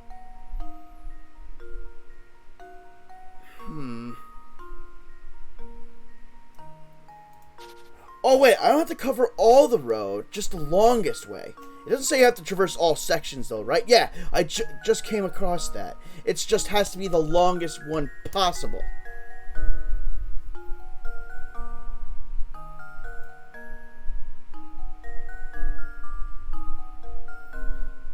So, I think it might be this? It looks long as all hell. Unless... yeah, if I go down like that. And there.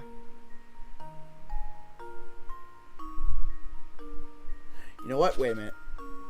Let's try this. Here. Here.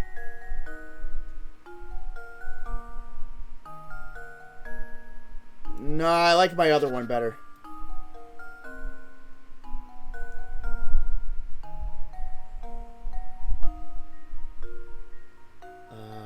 How did I have it again?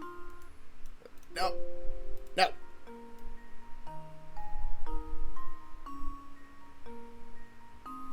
No, it wasn't like this. Oh, how did I have it the first time?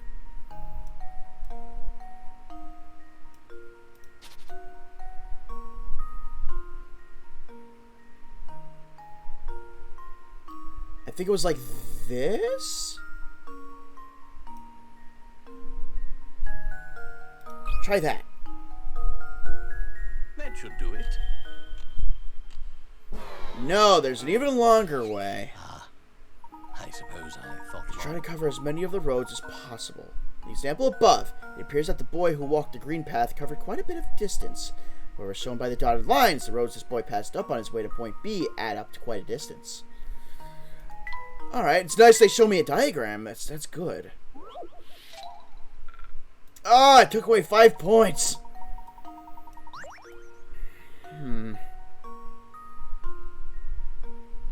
The game is right. In means of these tiny roads.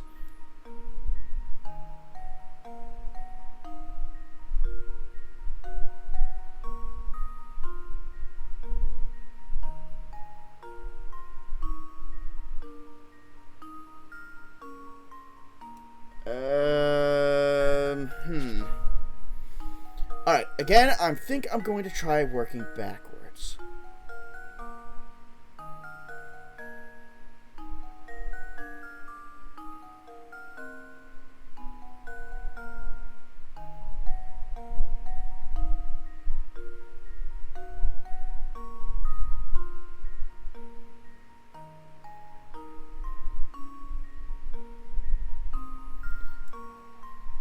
Maybe this.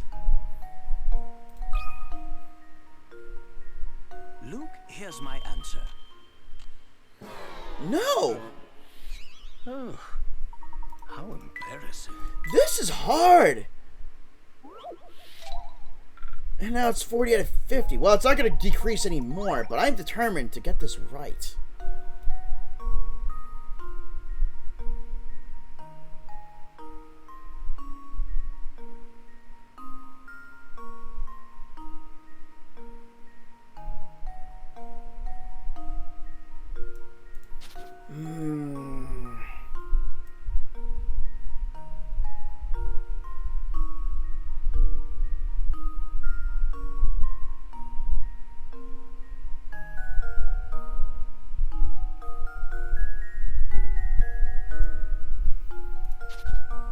I feel that I'm still not taking the long road.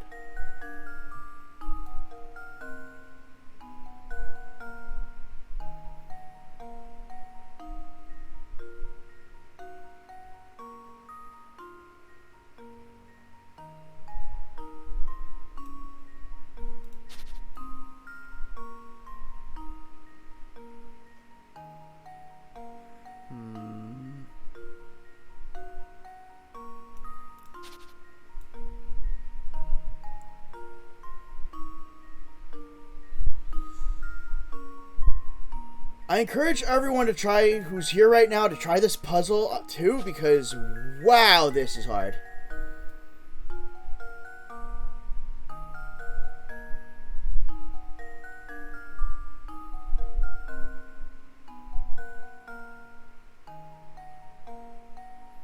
I know you. What? You think because I want to try getting the answer? I'm trying hard myself. I mean, everyone's been chipping in with these puzzles, so I don't mind if people figure out the answer before I do. Maybe if you want to give me a little hint, nudge, nudge, I wouldn't mind that either. No! Run! You do not break free! That's what I get for saying if I want an answer or not. I'll behave, I'll behave.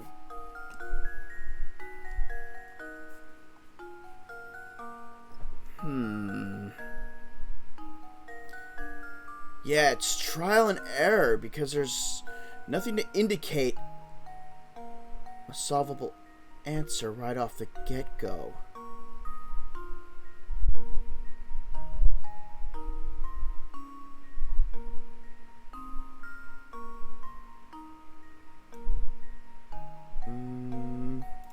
Well, I know I can't get any more pick rats lost, so I may as well just keep trying different paths. I suppose I thought wrong.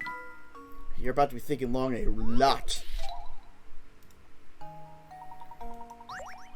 What was the path that showed in the diagram? It was like this, but they're saying that there's longer means of missing.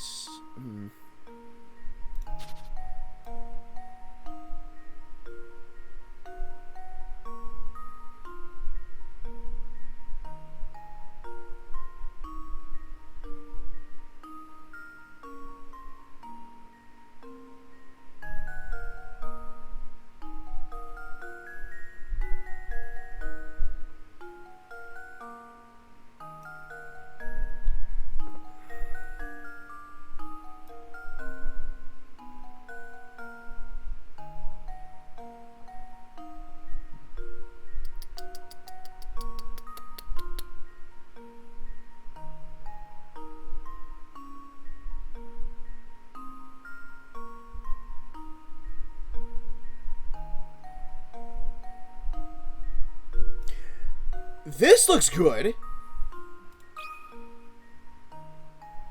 Luke, here's my answer. There it is! Every puzzle has an answer. Nice work. Speaking of leisurely strolls, have you been outside today? If it's sunny, why not go for a nice walk? Game, you are not my dad. You're not my mom. I will go outside when I feel like it, and when it is not hot as a swamp monster's ballsack. Bang up job there, Professor. Even that puzzle didn't faze you, huh? Of course not, you're a pro. Yep, you're a real piece of work, Prof. You know that? Of course you do. You're a scholar, after all. Okay, is there anything in here? No.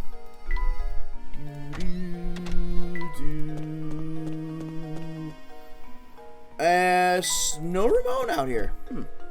Hey, Claudia. How are you, kitty? Well, if it isn't Claudia out and about. That reminds me of a puzzle. Give it a try, my boy. Come on, stop laying on these puzzles. People give us enough puzzles. Weighing cats. Okay. There are 3 different colors of plush cats before you. The color of a cat denotes its weight. Examples 1 and 2 show their relative weights. You have 3 red cats and 4 black cats loaded on one side of the scale. On the other side of the scale, there are 4 white cats and 1 black cat.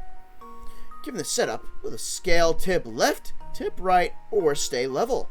Tap your answer on the touchscreen. Gee whiz. Alright. So diagrams 1 and 2 are showing perfectly level cats. This means I need to give these cats a number to where they show that they are going to be even. But I will need 1 moment because I need to use the restroom. I will be right back.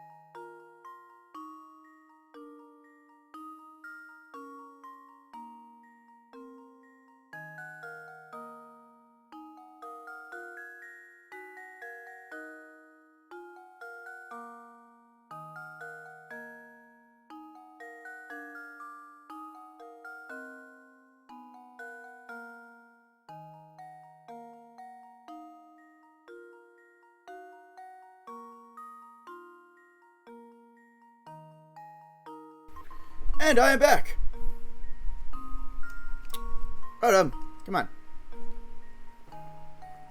Don't be shy. Also, I just noticed Rotom isn't exactly on screen.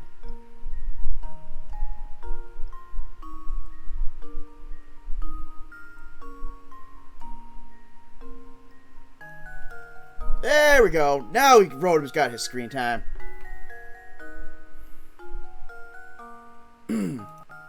Alright, so, as I was saying, we need to assign these cats a number.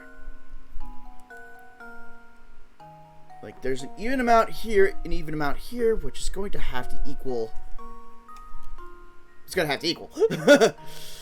Let's see. So what could 4 of one, but 5 of another equal to?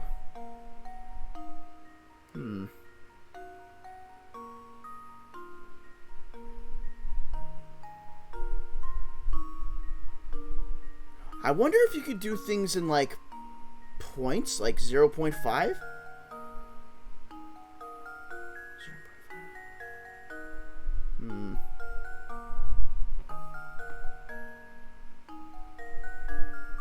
weird part is this is an odd number. So it would need to come out even, wouldn't it?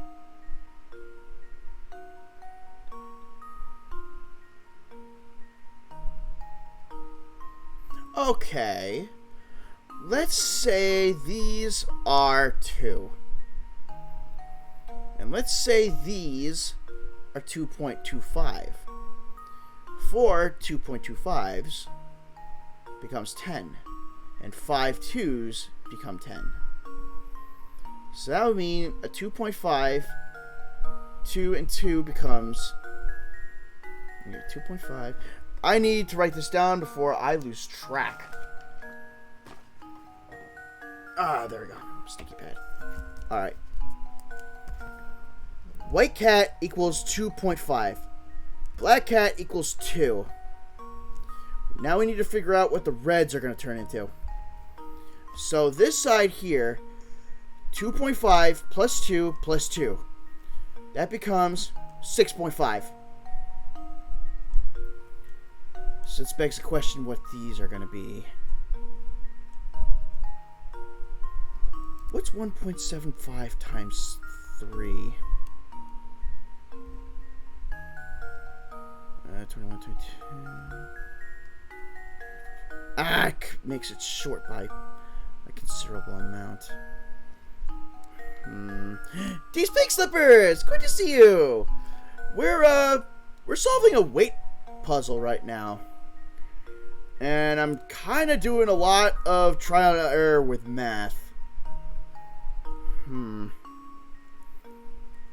Trying to figure out what white cats and the number of black cats make it equal, and this part here to make it equal. And I gave white a 2.5. Alright, I'll explain it. The figure up here is either going to move left, neither, or right. These two diagrams show an equal weight. Von Lost, hello! And you think it's 69. We don't know what the weight of each cat is. But with these two diagrams showing here, they're equal. And we need to apply those numbers to here too to find out which side the scale is going to go. I gave the white ones 2.5 so that it equals 10. And the black ones a weight of 2. So 5 of them times 2 comes 10, which levels this out. Then comes this one.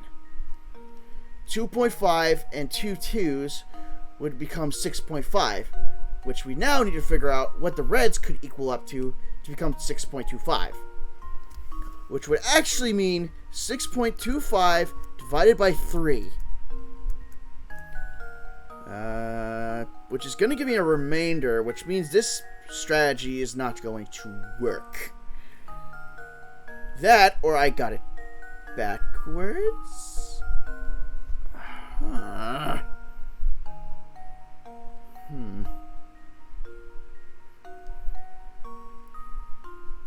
Yeah, because it goes in twice.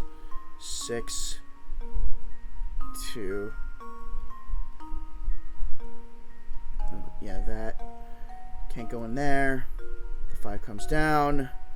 3 to 25 is 8. Which again gives me a remainder, and I don't think remainders are going to really be used here.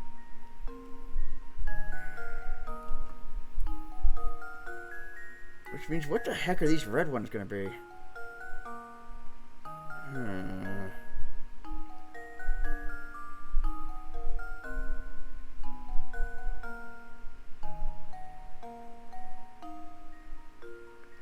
I'm staring at it, my brain is just not clicking. 6.5. Wait, why did I put down 6.25? It's 6.5 divided by 3. Which is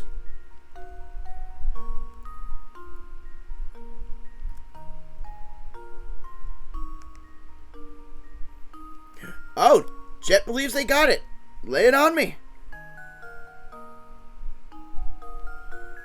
6 is 0.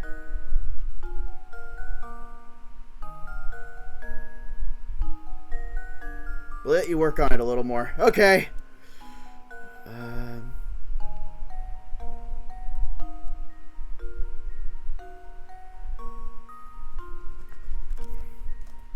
Where's my calculator? I'll do it from my phone instead of doing it on a damn sticky note. Calculator here. 6.5 divided by 3. 2.16.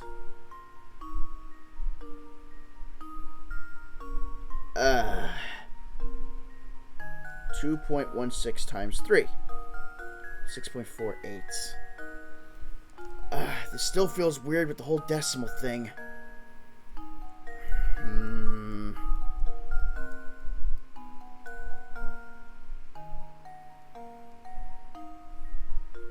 Well, let's say for argument's sake that it is 2.16. So I want to see how close these numbers are. I think I've got it. Not quite getting whole numbers, but it still works. You got this, Lloyd. Let's see. 1.5. No. 2.5. 2.5. That's 10. That's 12. 12 on one side. And the other side would be 2, 4, 6, 8. 8 plus 3 of those. 2.16 times 3. Oh my god. 2.16 times 3. 6.14. 8. Which becomes 14.48. I think this is going to lean to the left. Even if my decimals is like so slightly off, the numbers are so much higher than on the right. So, if I hit left and it's wrong, I want you guys to give me your answers. I'm going to say it's going to go left. I think I've got it. Yes! Yes! Professor, I've solved it. Look at all these little scribbly numbers I did. Yay! What are the real numbers they were working with? Just get rid of that. Excellent. If you replace the red and white cats with black ones, this puzzle becomes much simpler. Which make the replacement, you'll have 6 black cats on the right and 6 black cats plus a white one on the left. Thus, the scale must tip to the left. I did this 10 times more complicated than it needed to be.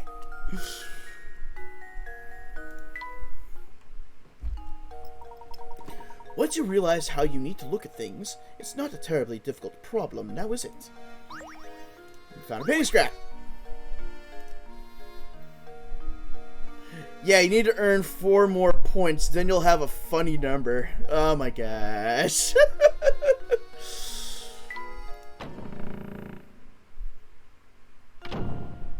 Oh, looks like everyone's upstairs. Whoa! Are you trying to poison me? What are these vile things? You oaf! Some butler you are! I'm so sorry, sir. I detest sweets. The very sight of them turns my stomach. Get that plate out of here at once. Oh yes, but of course.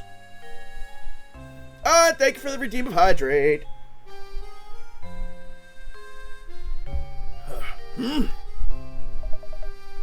Leighton, there you are. You requested our presence, Inspector Chelmy. My sources tell me you've been out snooping about and interfering in my case. Just what are you up to? It certainly wasn't my intention to interfere in your case. However, a few things don't make sense. Leave the investigating to the police and go chase after that golden apple or whatever it is.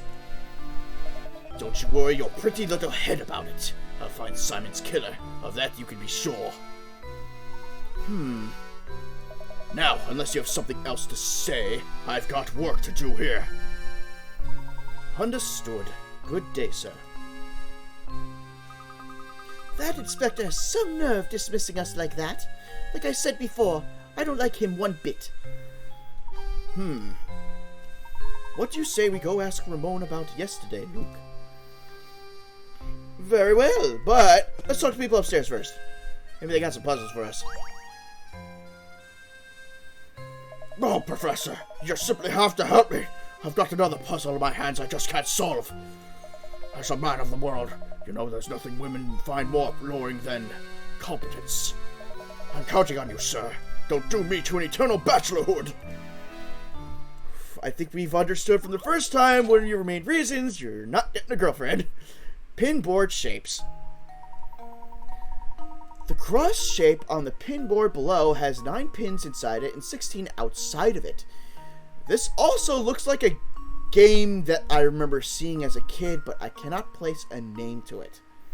Remember that example because now it's your turn to construct a shape on the board. Can you create a cross that has 17 pins inside it and 16 outside it? Feel free to make a cross any side you like. Okay.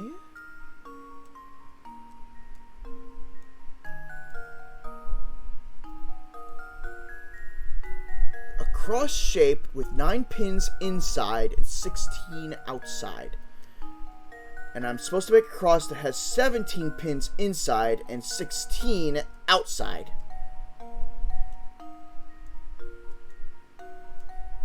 Okay. You know what? What if I went...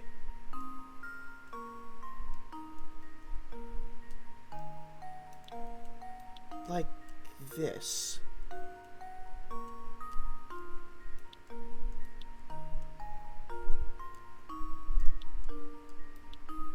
Mind you, it's... okay, it is a very bad cross.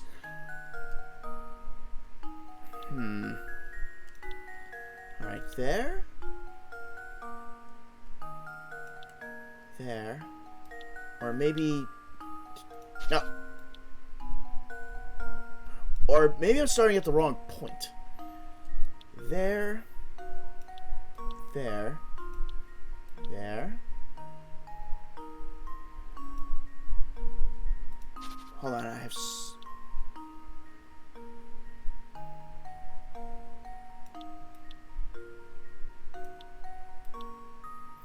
it says any shape I want.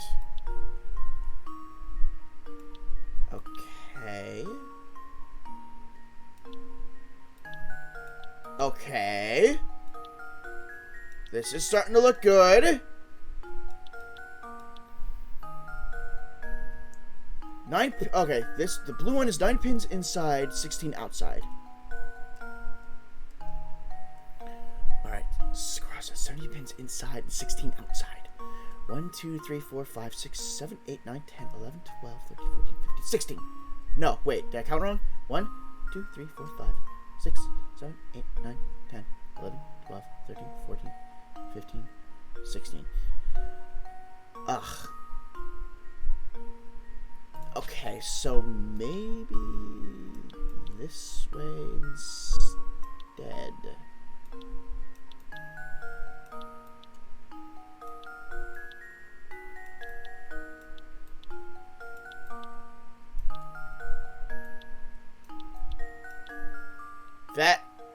Okay, that's not quite across. Where did I screw up?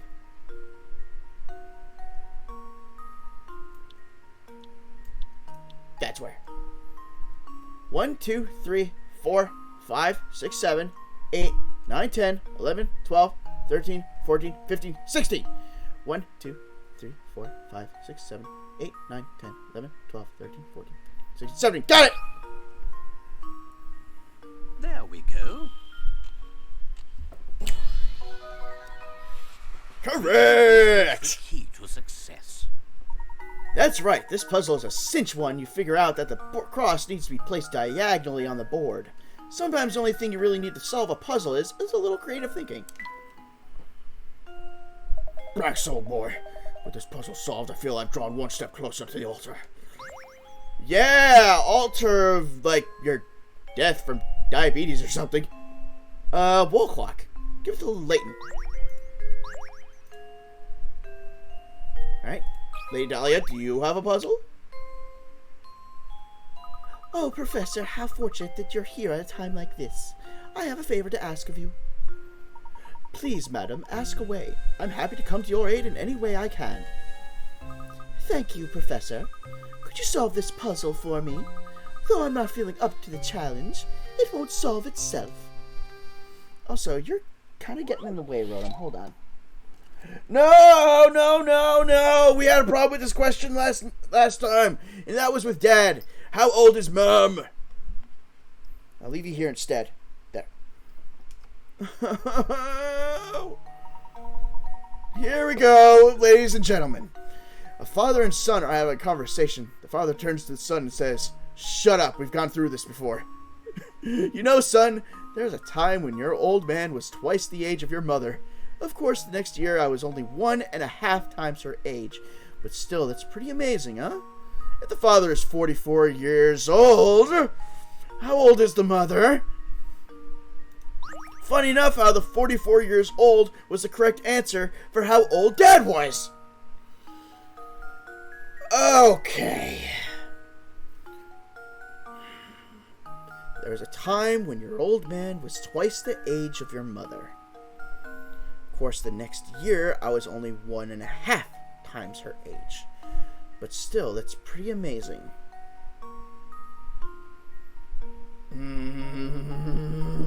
Word problems, wordplay, word finagling. That's all this is. And Vay says it's easy. Was twice the age of your mother. The next year, I was 1.5 times her age. 1.5 times.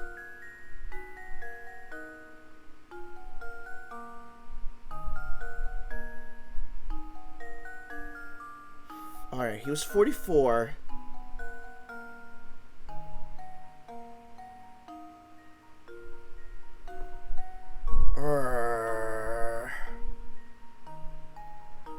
Alright, I'm at the mercy of you, Vay. What's the answer?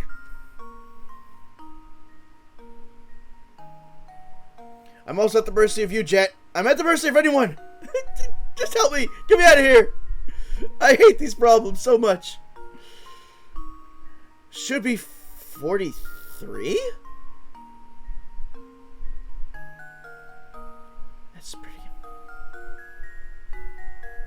Okay, well, I'm going to do 43. I have no idea how it's 43. We're going to find out why it's 43.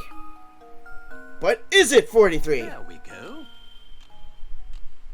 It is 43. Another puzzle solved. Nice job, you two. Nice job. At one time, he was 2 when she was 1. Then he was 3 when she was 2. That's right. The mother is 43 years old. When the boy's father was 2 years old, his mother was 1. The next year, he turned 3 and she turned 2. You guys are right. When you realize this is the only combination of ages that yield the ratios mentioned in the problem, everything starts to make sense. What a relief. I can finally stop thinking about that silly puzzle. You have my thanks. Splendid painting. Delightful. Alright, tell me, do you have a puzzle? Math! Yes, math, my worst suit. Mr. Layton, you have some skill at solving puzzles, yes? I once cracked a case by solving a puzzle left behind on a note I found hidden at the crime scene. Let's see how fare you against it. Let's see how you fare against it. The mysterious note. Oh. A detective who was more... Oh, a detective... Blah, blah, blah, blah, blah. A detective who was mere days from cracking an international smuggling ring has suddenly gone missing. While inspecting his last known location, you find a note.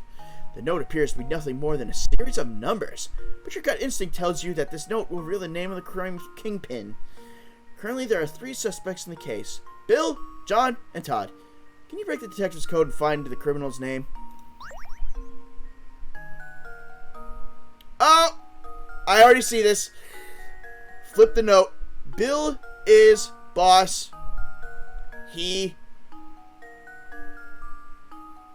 I don't know what the rest of this says. Bill is boss. He sells oil. It's Bill. Got it. my answer. Woo! Finally, something that is not math! That's right. If you flip the note upside down, you'll notice that the numbers resemble letters, and that those letters form legible sentences. The messages recorded there is Bill is boss. He sells oil. Impressive, Mr. Layton. It seems the rumors touting your skill were totally unfounded. But don't go getting any ideas. Do the smart thing and leave the detective work to me. In the meantime, you can occupy yourself by searching for the golden apple. And we got another scrap. Alright. So now we gotta talk to Ramone. Ramune. Would you guys believe that I never had a ramune before? That is a Japanese soda. I'm pretty sure I never had a ramune before. Good day, Raymond. How are you feeling today? Fit as a fiddle now, Professor. Perhaps even as vivacious as a violin. That awful fatigue from last week seems like it never happened. I believe you. They are good, but also just soda. Yeah, that's why I don't remember too well. I just remember that usually you have to pop that little ball on the top of the soda in order to even drink it. As you can see, I'm bursting with energy, and my skin is soft as a baby's. I feel like a teenager again. Is that so? That's good to hear. He doesn't seem to remember what happened yesterday, does he? He has no idea what happened. So what's our next move? We shall respect the inspector's wishes and leave the murder case alone, Luke. It's as Inspector Chelmy said, solving crime is the police's job. Besides, something tells me that this case and the Golden Apple are more related than we expect. Yeah, apparently he was kidnapped, but he came back on his own, fit as a fiddle. We're still scratching our heads on that one. That's the intuition of yours talking again, isn't it, Professor? First and foremost, we need to find a clue that will bring us closer to the Golden Apple. Perhaps one of Baron Reinhold's relations or close friends can help point us in the right direction. Of course, there's also someone else. Let's see if the family butler has anything to say on the subject. Oh, so we're going back to the house. It's finally time to start the search for the Golden Apple. Explore St. Mystere for clues. Save for progress. Yes. Absolutely. I read that as Pork Road. It's Park Road.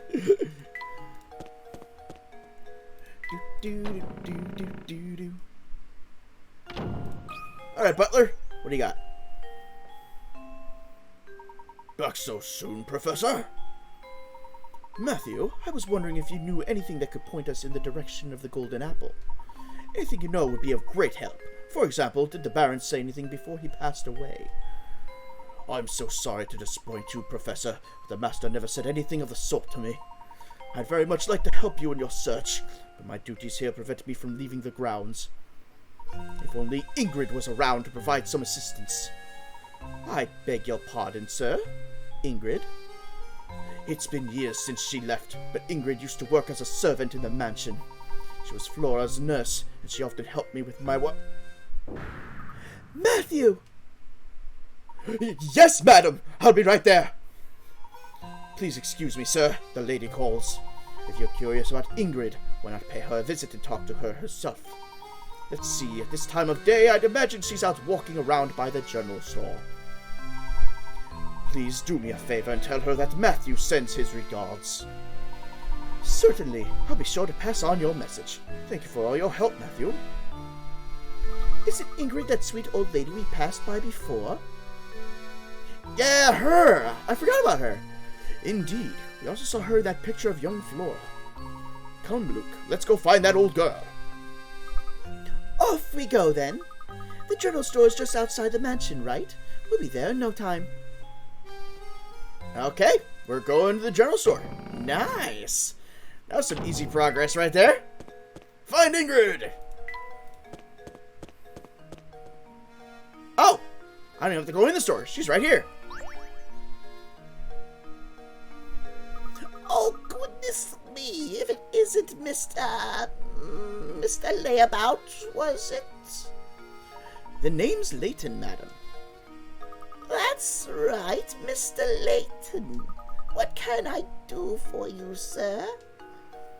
Earlier we were talking with the butler at Reinhold Manor, and he mentioned you used to work there. We'd very much like to hear anything you might know about the Baron. Heavens me, you want to hear about the Baron? I'm afraid the only stories I have are from when I worked at the manor, and that was ages ago. That would be ideal, madam. Would you mind telling us one? All right, well, I suppose I could tell you a bit about the Baron and his former wife. The way Master Reinhold and his wife would carry on, they almost seemed to be like children. You've never seen a man so in love as Master Reinhold was. When she passed away, Flora was all the Baron had to remember her by. So she raised that little girl with all the love a child could want.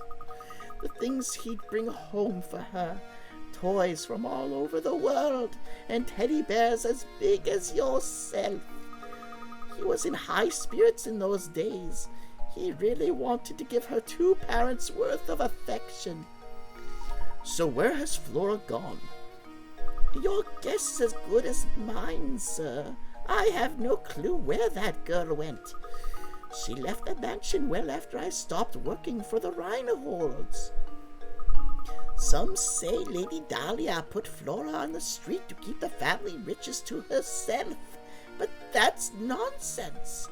After all, the Baron cared about Flora so much. I can't imagine that he'd allow something like that. You know, you just reminded me. The grave of the Baron's late wife is located in the manor garden. I wonder who takes care of it now. The Baron's former wife is buried in the garden? Thank you, madam. You've been extremely helpful. Luke, let's head back to the manor. I have a hunch that the grave might hold the clue we've been looking for. Okay, we're grave robbing. Oh, you're out there. Oh, look, it's Matthew. Good day, Professor. Were you able to track down Ingrid? Yes, we did. In fact, we were just speaking with her. I mean no disrespect, but she said the grave of the Baron's late wife lies on these grounds. Do you have any knowledge of this? Lady Violet's grave, sir. I was just about to visit it myself. Would you mind if we come along to take a look?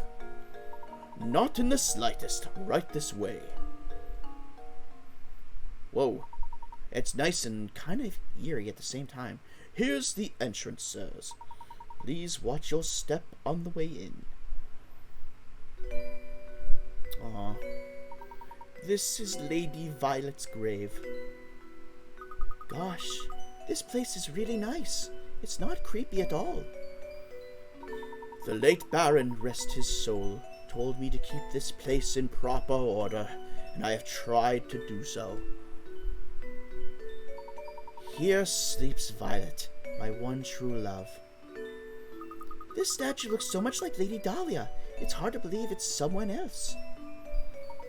Back when Flora was just a tiny little thing, Lady Violet used to take her to the park in town. Some of the flowers in the garden grew from the ones Flora planted here for her mother. Oh, I forgot to tell you about the Baron's journal. It should still be on the desk in Madame's room. It's possible that it might contain some information that could aid your search for the Golden Apple. My thanks, Matthew. I'll be sure to give it a once-over later. Now then, Luke, we'd best head back to Reinhold Manor. Alright. I guess we can't go back to the grave to poke around? Guess not. And I want to see what is in that journal. Where is the journal? Maybe there. Maybe there. Found it! This must be the journal that Matthew spoke of. I have to admit, he seems to know where everything in the manor is. There's something else about reading someone else's journal that just doesn't seem proper to me. However, the investigations continue, so... Flip!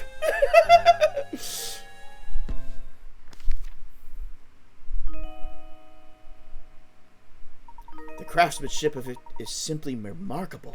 It reminds me of my sweet Violet when she was alive. What do you suppose it refers to?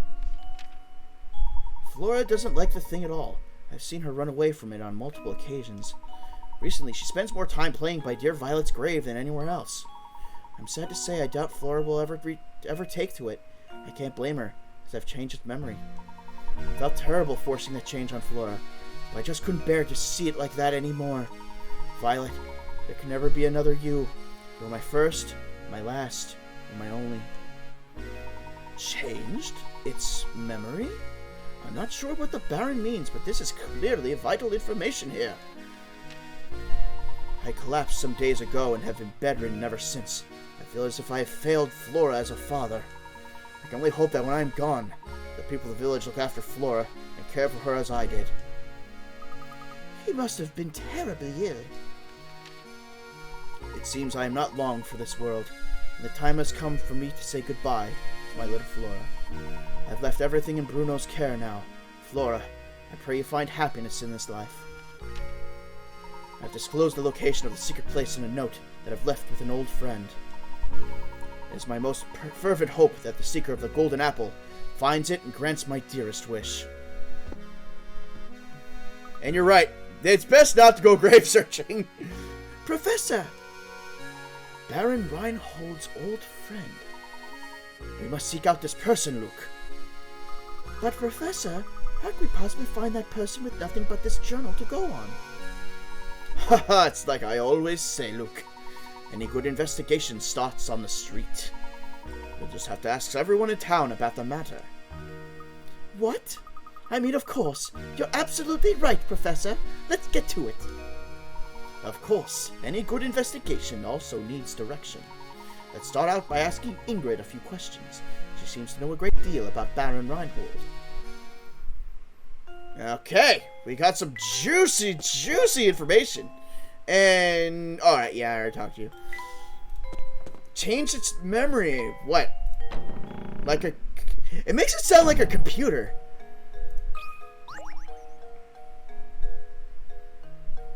Oh, look who it is. Professor Ladle, was it?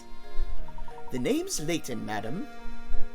Oh, that's right, Professor Layton. All that talking about the mansion we did last time got me reminiscing, so I decided to stop by for a visit. But enough about me. By the look on your face, it seems that you have something you want to ask me.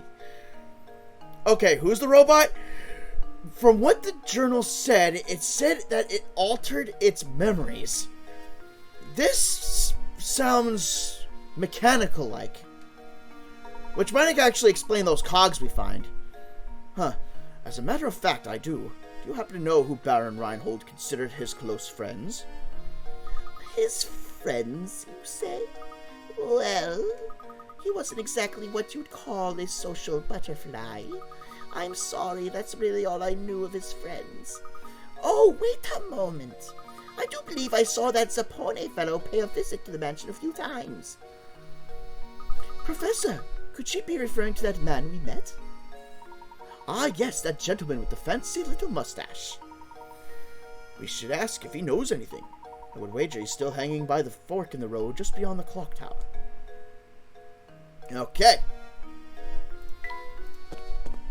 We gotta find the mustachioed Mano. The one with the mustache. But we also have to talk to everyone along the way, because I want more puzzles. Exactly. I'm wondering if a character you've met is actually a robot or android. Yeah, and I remember in the cinematic, the guy was running. He had like little gears and a wrench in his hat. So I'm wondering if that's true. Lady Talia sure is gorgeous, ain't she? Yep, sure is. What a dish! What a doll! What a honey! Gals like that are pretty rare, I tell you. Yep, yep. I just love creeping on them. A bit anachronistic for the time period they're portraying, though. That's what seems weird about it. I mean, cars exist here, so it's up in the air. It's been a while since I talked to you. Since you've come to the town hall, I strongly advise you to follow town procedure and solve this puzzle. Finally, we got a puzzle. Number 64. Odd equations. No! Marith! Oh my, it looks like someone has been writing nonsense on the blackboard again.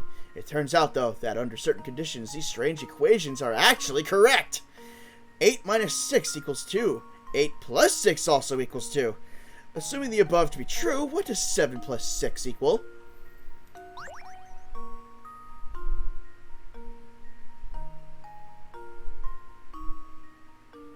Wait a minute. 8 minus 6 going backwards. 7, 6, 5, 4, 3, 2. Okay. 8, 9, 10, 11, 12. Wait. 9, 10, 11, 12. 1, 2. Okay. So 7, 6. 7, 8, 9, 10, 11, 12. 1. It's 1!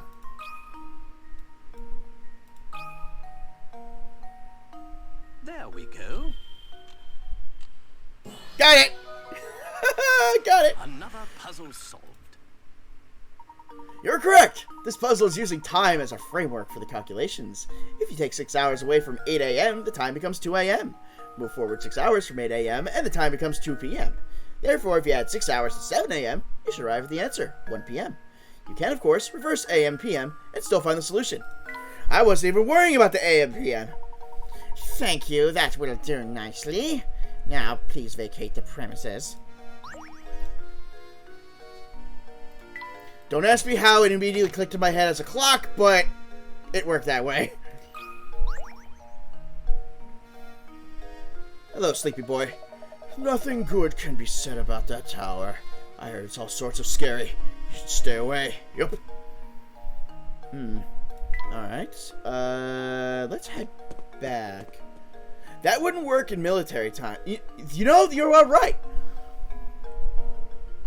It would definitely would not have worked at military time because it would go past the 12-hour mark. It would be 13, 14, 15. So, yeah, they should have kind of looked for that. Hello, Stash and Scarfin.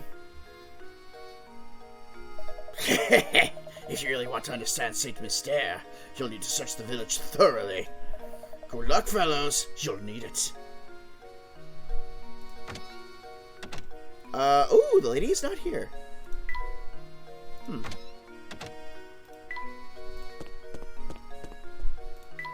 I would be searching for coins, but I haven't really needed to use them.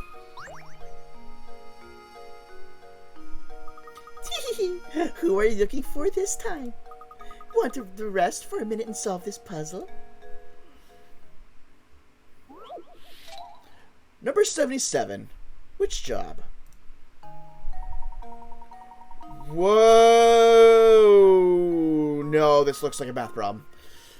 Tour corporations have put out help wanted ads. Hey, Vay! This is a question for you! Aside from the information below, the two companies' offers are exactly the same. From a purely financial standpoint, which one should work for you? Company A will pay you $100,000 a year and give you a $20,000 raise yearly. Company B will pay you $50,000 every 6 months and give you a $5,000 raise every 6 months. Which is better?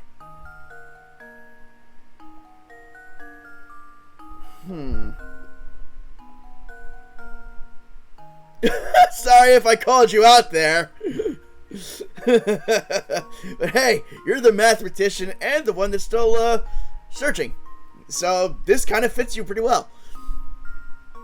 Alright, so Company A will pay you $100,000 a year and give you $20,000 raise yearly. Alright, so let's see. That's $100,000, $20,000 more as a year. Let's say for 5 years. So that'd be like 1, 2, 3, 100,000 a year. That's 500,000. That'd be 600,000. Let's say in 5 years. Company B. They is a math magician. Company B will pay you $50,000 every 6 months and give you $5,000 raise every 6 months. So 50,000. All right, time to do math. 50,000 times. All right, that's every 6 months, though. So 1 year of that is still 100,000. But then 5,000 raise every 6 months.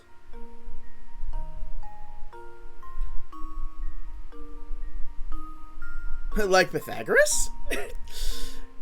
5,000, that would be just an extra 10,000 every 6 months, for a year.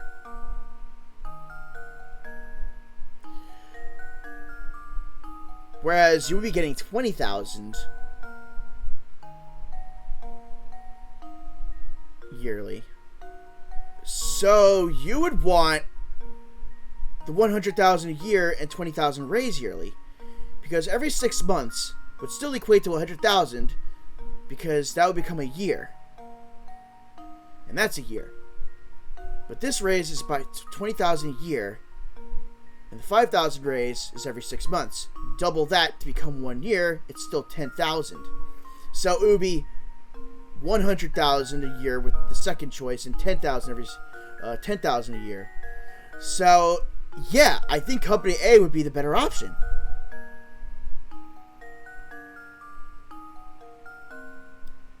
I'm gonna go with A. There we go.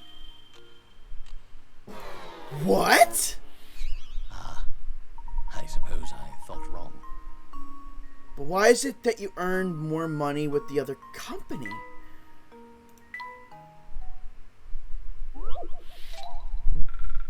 I figured the picker has to be cut in half. It's B. So why B? It sounds like you're getting the worst end of the deal. Another puzzle solved. As seen in the image above, if you actually calculate things out, you'll see that the salary for Company B will always be 5,000 higher than the corresponding salary of Company A. Alright, year 1. A is 100,000. B is 50,000 plus 50.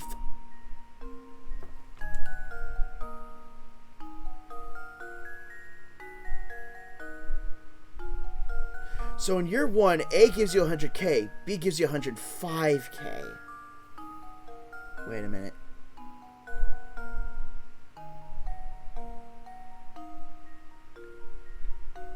It's 120,000. Year 2 be 120,000, an extra for a year. Then B. Oh, because the 5,000 keeps rising. Whereas this is just in chunks.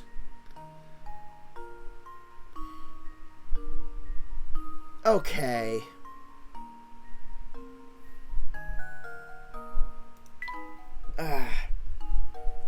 Just a matter of time before B is worth more.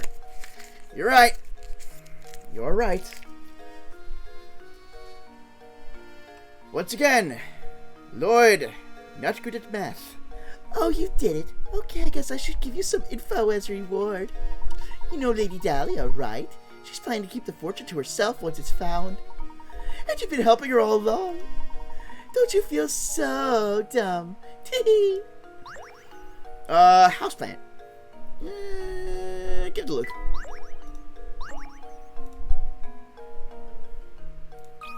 Honestly, the pay may be good, but if conditions aren't right, I'll take the lower paying job if it gives me more comfort. Oh, this time I've really had it! I thought up this great puzzle, but I couldn't find anyone to tell it to me. Or tell to. Can't tell it to me, I'm the one that made the puzzle. A tile square. Why? Why more math? Stop with the math! You have at your disposal a large number of tiles, like the one shown below. If you were to take these tiles and try to make a square, what is the fewest number of tiles you need?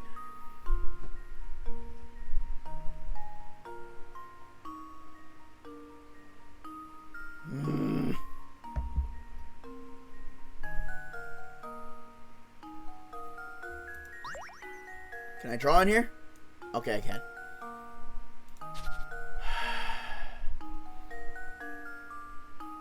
12 inches by 10 inches with a 0.5 inch depth. Does the depth even really matter? I'm only trying to make a square, so it just needs to be equal on all ends, right?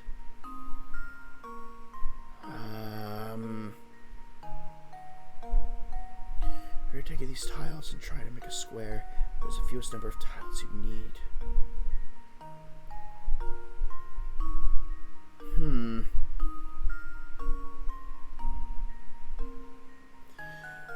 I feel this is a trick question, but I'm going to go and use a hint coin. Since the tiles have a different length and width, you'll need to find a number that can be divided by both dimensions. Of course, the puzzle doesn't end there. You'll need to do a little creative thinking in order to find the fewest number of tiles that allow you to form a square. That helps me in absolutely no way, shape, or form. Don't forget that the puzzle also gives you the thickness of the tiles. Okay. Give me another one. As the sides of the tiles are 10 and 12 inches long, the smallest common multiple of the two works out to be 60. Therefore, you'll need to arrange a 5 by 6 tile square. That's a total of 30 tiles. Simple, right? Too simple, in fact. There's a way to make a square using even fewer tiles.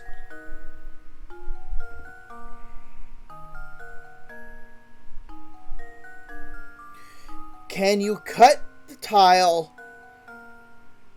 straight through?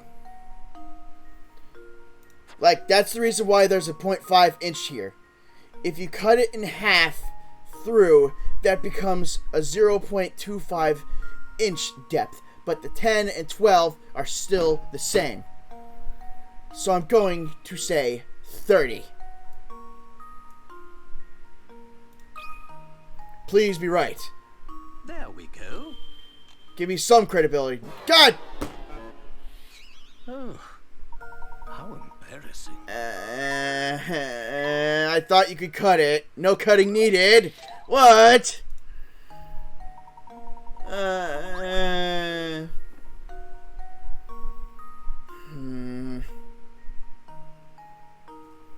Go back to the hints.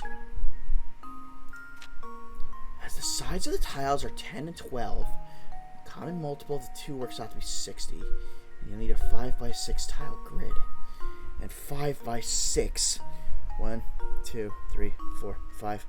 2, 3, 4, 5, 6. Da da da da da da da da da da da da da da da. Okay. I made a little diagram on this pad of a square with a 5 by 6 grid.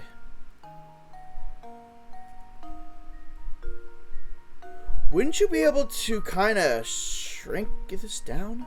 You're assuming the square is on the flat side of the tiles. Yes?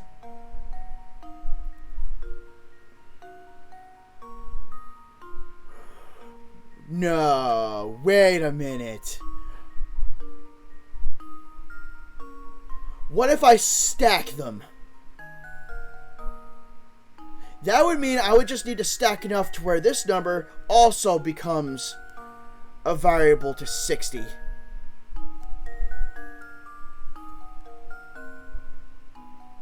So then the sides here would still remain 10 inches across, 12 inches across, but the depth here would change.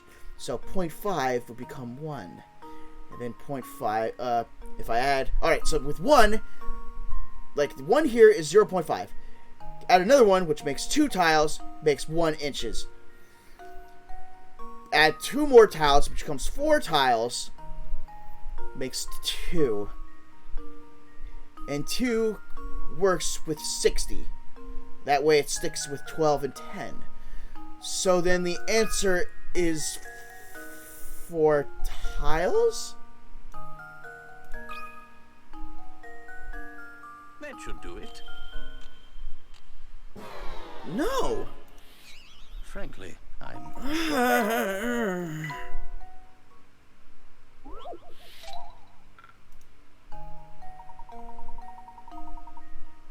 60 is a red herring.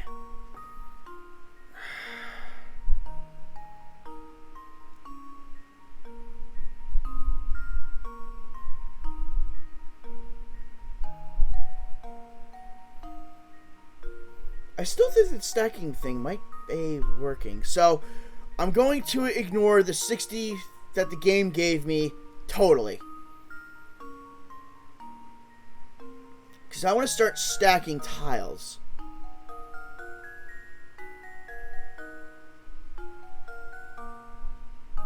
Stacking was the right track. Okay, good. At least I'm on the right track. So let's see.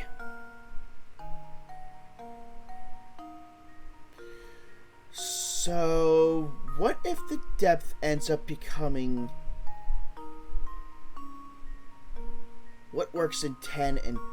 Well, I said 2, but that didn't work.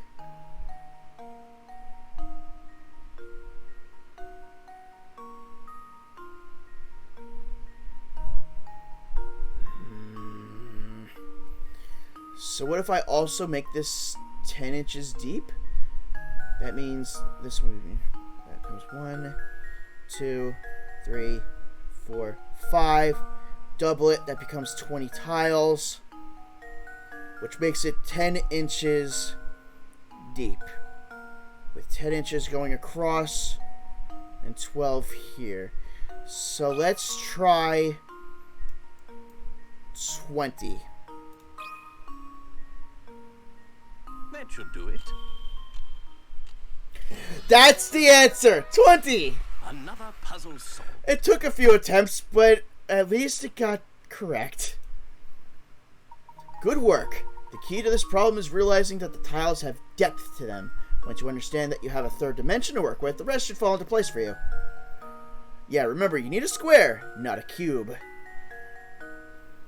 I was just thinking of the tiles being laid out flat. It still wouldn't have been a cube, it would still be a square.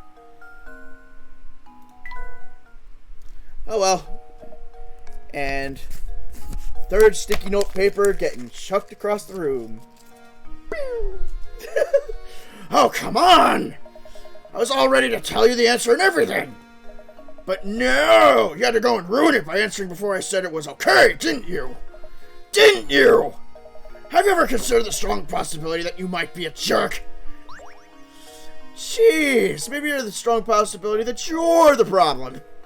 That being said, I think it was 25 for a cube. Alright, do you guys have anything? Hey, you two. You guys like chess, right? How about it? Want to sit down for a game? Too many queens. 1. Ooh. In chess, the queen can move the full length of the board, diagonally, vertically, and horizontally. See if you can place 4 queens on this 4x4 chessboard. There's a catch, though. You must arrange the pieces so that no queen blocks another's line of movement. Good luck. Mind you, this is a very tiny board.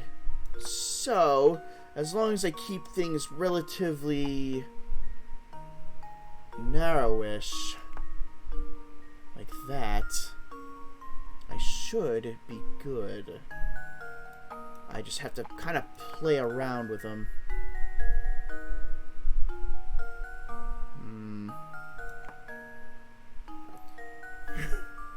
Anyway, we've moved on. Yep, agreed. No more stupid math problems. Let's see. Okay.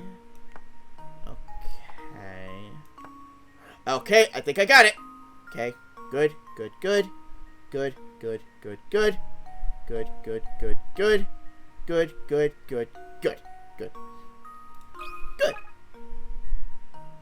Luke, here's my answer.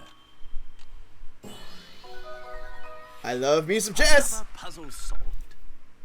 Nicely played. Chess queen problems like this one have been around for over a century. This is a relatively simple variation of this type of puzzle. Consider it an introduction to the genre. Very nice. You two are no amateurs, I see. Don't worry. Next time I'll have an even harder puzzle for you. Stuffed chair.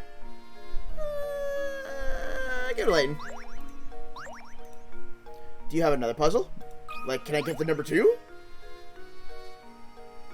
Back for another match, eh? I just knew that you two were a bunch of chess fanatics. Nevertheless, this next one won't be easy, even for a pair of chess fiends like you. Ooh, alright. Round 2. Too many queens, too. Yes! Now we start getting to the meat. On a 5x5 grid. Okay, I'll just start placing willy-nilly. Okay. And I think I've already solved it. Okay, good. Good.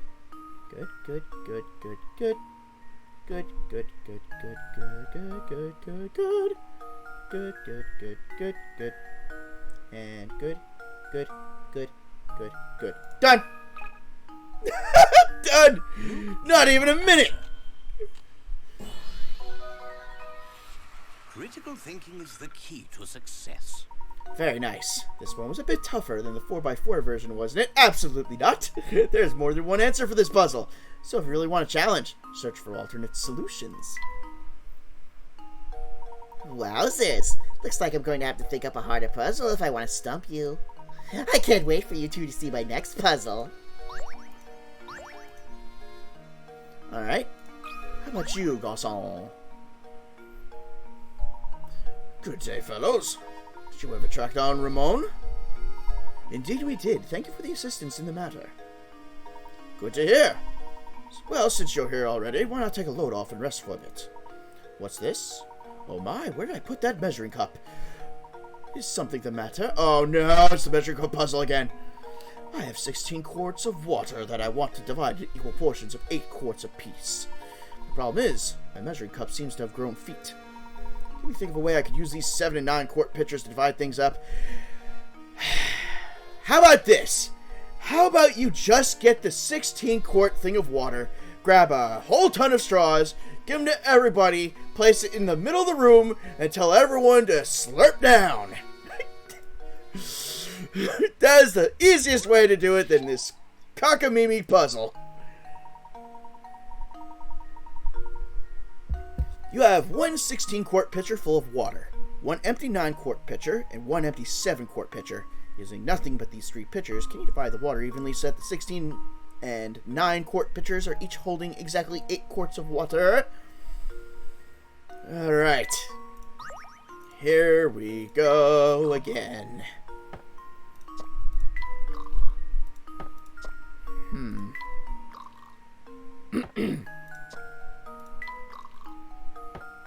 Alright, that did like nothing. I don't know why I did that.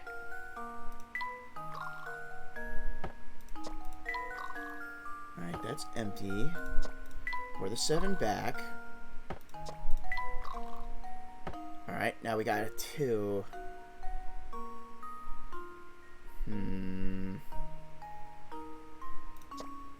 Pour that in there. That turns to a 14.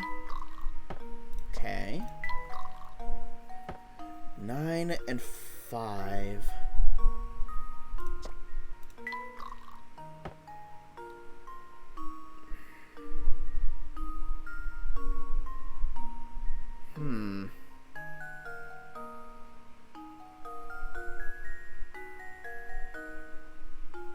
How to get this to turn to 8?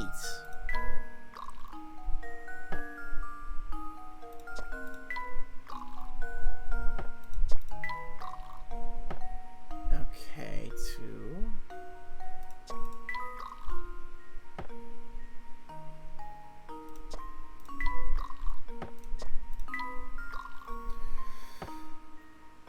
Okay. Something is close.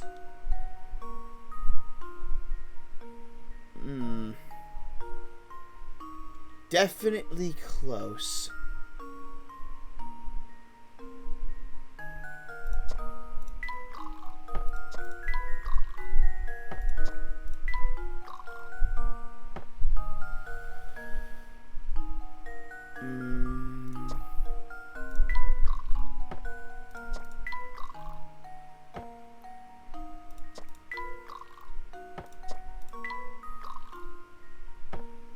Four, 5, and 7.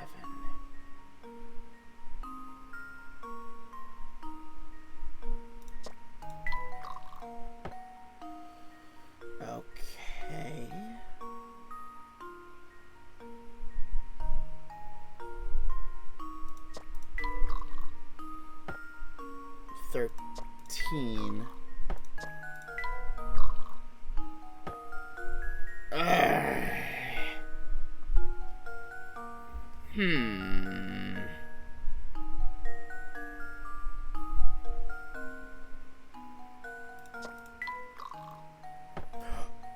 Okay, we have a 1.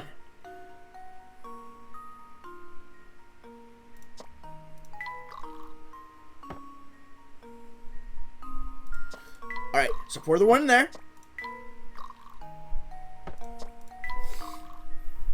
Woo! There we go. Woohoo! I like to know how many times is the lowest amount to do that cockamamie puzzle. If you shift the water back and forth long enough, you'll eventually end up with 8 gallons in each pitcher. The shortest possible solution requires 15 moves, and I did double that. Damn. Ah, genius. Now that you've done it for me, it all makes sense. I wish I had someone like you in the kitchen. Oh, I meant to mention this earlier. I had a rumor that the kidnapper lives in that tower. You know, I never heard anyone say anything good about that tower. Make sure you keep clear of it, okay? Flower bouquet. I mean, you got the plant. I'll give you the flowers. You guys are gonna have really weird rooms. Nice, you were close a couple of times. I thought I was close, especially when I had the 727 thing going, but I just couldn't make it click.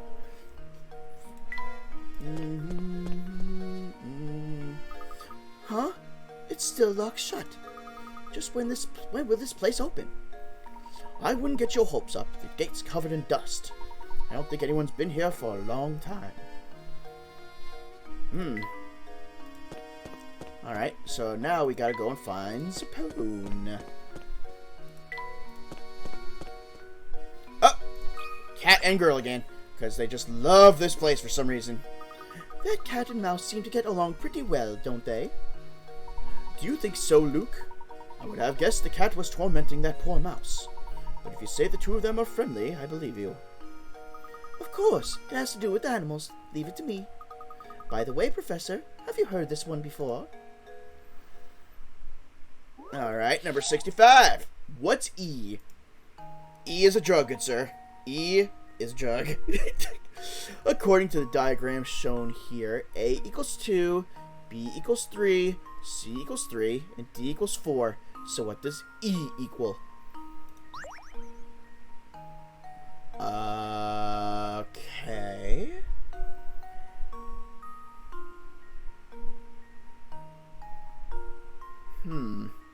A equals 2, B equals 3, C equals 3, D equals 4. It's got something to do with these intersecting lines.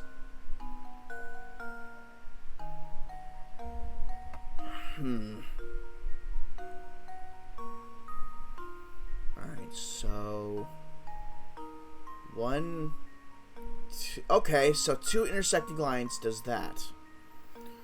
1, 2, 3 intersects for B, so that's 3. 1, 2, 3. Yeah, because that one goes this way. This goes this way. This goes that way. So that's 3. That makes sense. D is 4. 1, 2, 3. The hell? This is where D comes in. Why does that mean 4?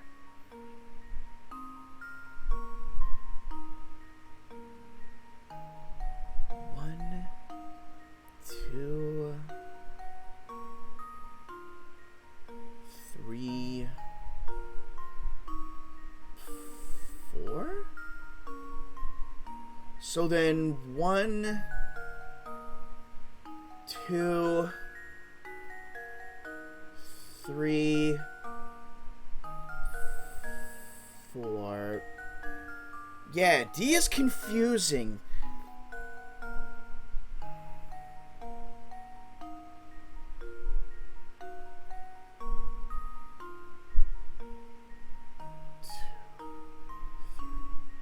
I'm going to say 4 for E. There we go. No.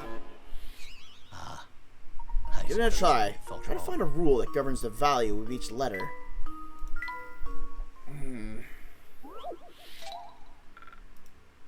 That explains why this is a 50 picaret puzzle.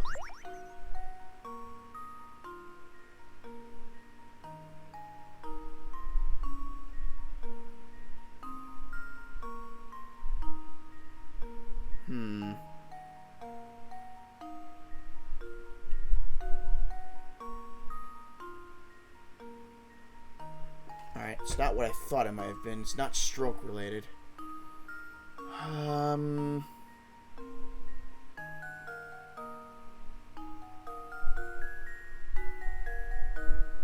One, two, three, four.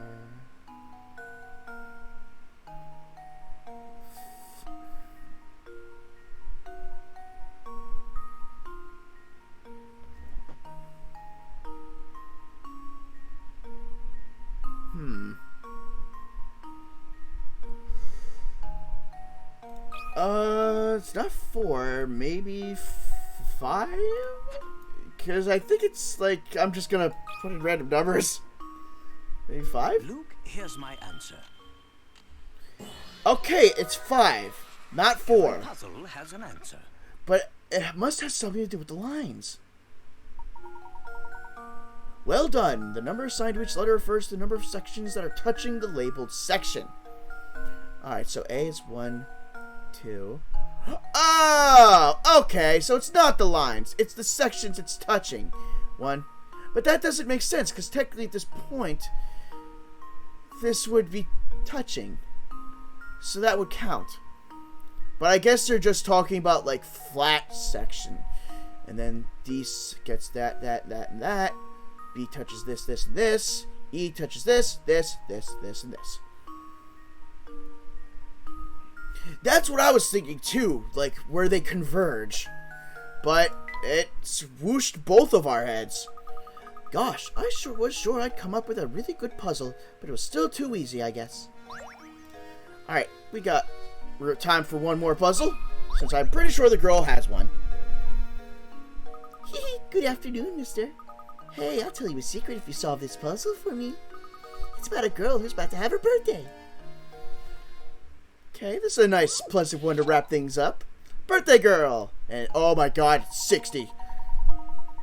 When asked about her birthday, a young woman gives the following information.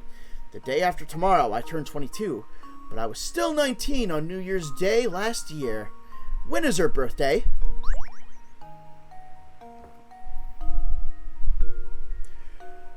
Was she born on a leap year? I turned 22, but I was still 19 on New Year's Day last year. 19, 20, 21. Yeah! Month. February. Oh, not month 22. February 29th. That is the leap year, which happens every 4 years. Luke, here's my answer. No? Frankly, I'm ashamed. It's not a leap year. I could have sworn it was gonna be leap year.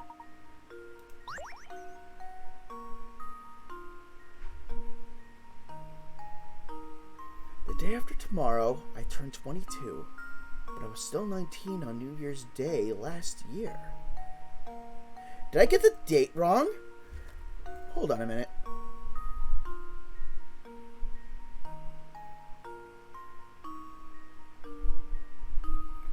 When is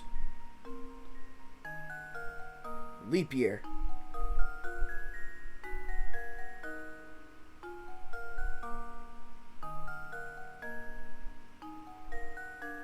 Yeah, February the 29th. I would have thought that would have been the case. So that isn't the case. The day after tomorrow, I turned 22, but I was still 19 on New Year's Day last year.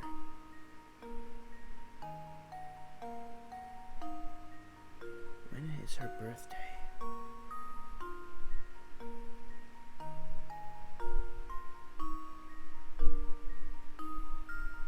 Alright, so she was still 19 on New Year's Day, which means that is December 31st. The day after tomorrow, I turn 22.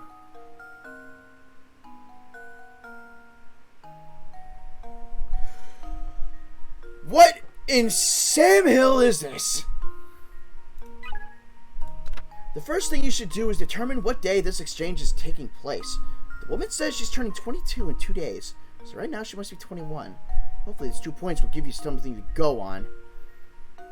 Alright, so right now she's 21. In 2 days she's 22. 1/1 of last year, she was 19. Yes, December 31st is New Year's Eve.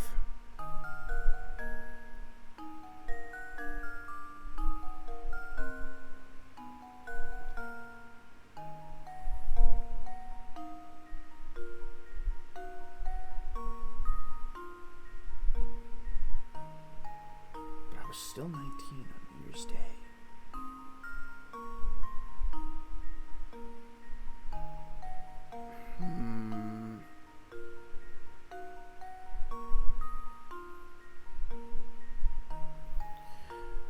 Need another one.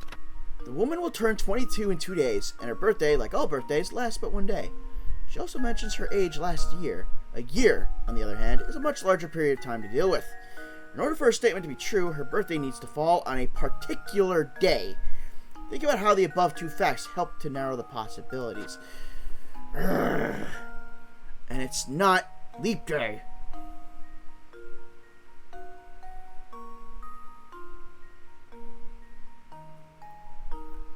January 1st, she was still 19 on New Year's Day. What if her birthday was on New Year's Eve? Because she would be 18 on New Year's Eve.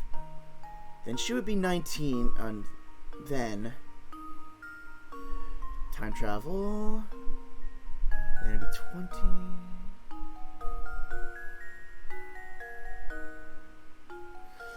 But this is last year. The hell is going on here? This is all encompassing a year.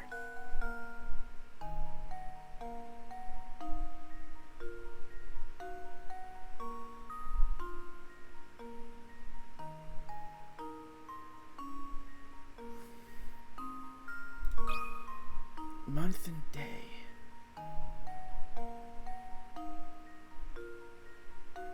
I'm going to say New Year's Eve. If I'm wrong, I'm wrong. There we go. And I am wrong. Frankly, I'm ashamed. I don't see how this is possible.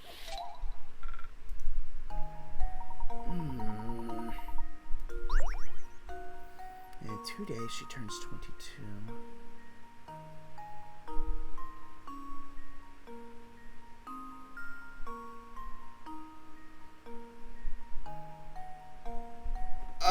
I hate to do this for the last puzzle, but holy crap, this is stumping me. Leighton. Birthday. Girl.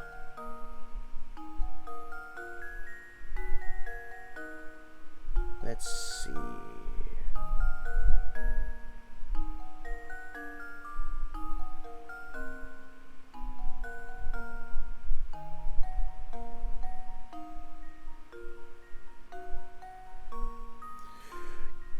Guess what, Negative? You're correct. It is January 2nd. It all revolves around the conversation they're having.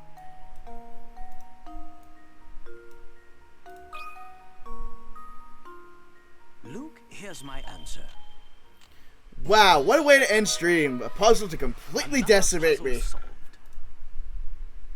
That's right, her birthday is January 2nd, and your conversation with her must have taken place on December 31st. As you can see on the chart above, the woman was 19 on New Year's Day last year. Okay. And she turned 20 the next day. Okay. This year she turned 21. And in 2 days, after the new year starts, she'll turn 22. Whatever! Whatever! Whatever, game! Wow, you're smart. Okay, come close so I can tell you my secret. I heard that all people who get kidnapped feel a little sick right before they get taken. But the monster lives up in the tower, feeds its victims super gross food before it pounces. Oh, I bet it's like hamburger ice cream with butterscotch and mayonnaise swirl. Ew. Or maybe he just picks the weakest of the bunch to snatch. I just don't get why he needs all those people. What a way to end. Alright, so it is time to find a raid target for tonight. And to find out who's streaming, send them some love.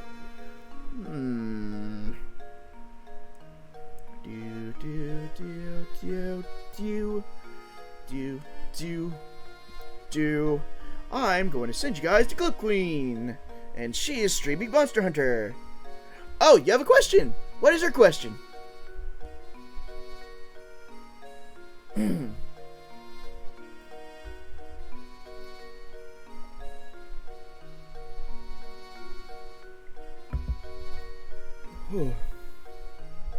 I'll send you guys over as soon as I answer Jet's question. Oh, and while I'm waiting, let me save the game. There we go. And also save the game here. And here. Okay. Do do do do do.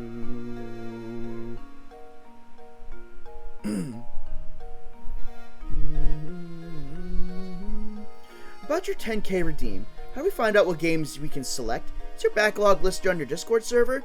It's actually on my about page for Twitch. You should see a backloggery link that should take you right to my listing.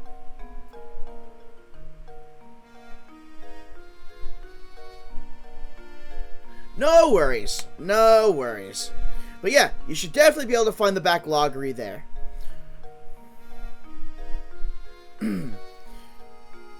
Yep. If anything, just whisper me on Discord and I can just send you the link. So we're going to raid Glue Queen.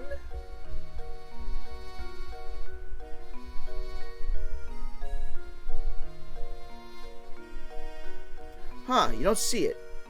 Alright, I'm going to have to look into that. But yeah, whisper me on my Discord and I will give you the link. So, until next time everyone, have a great day, have a great night. I will try to see if I can fix this link issue. And I will see you all in the next stream. Bye.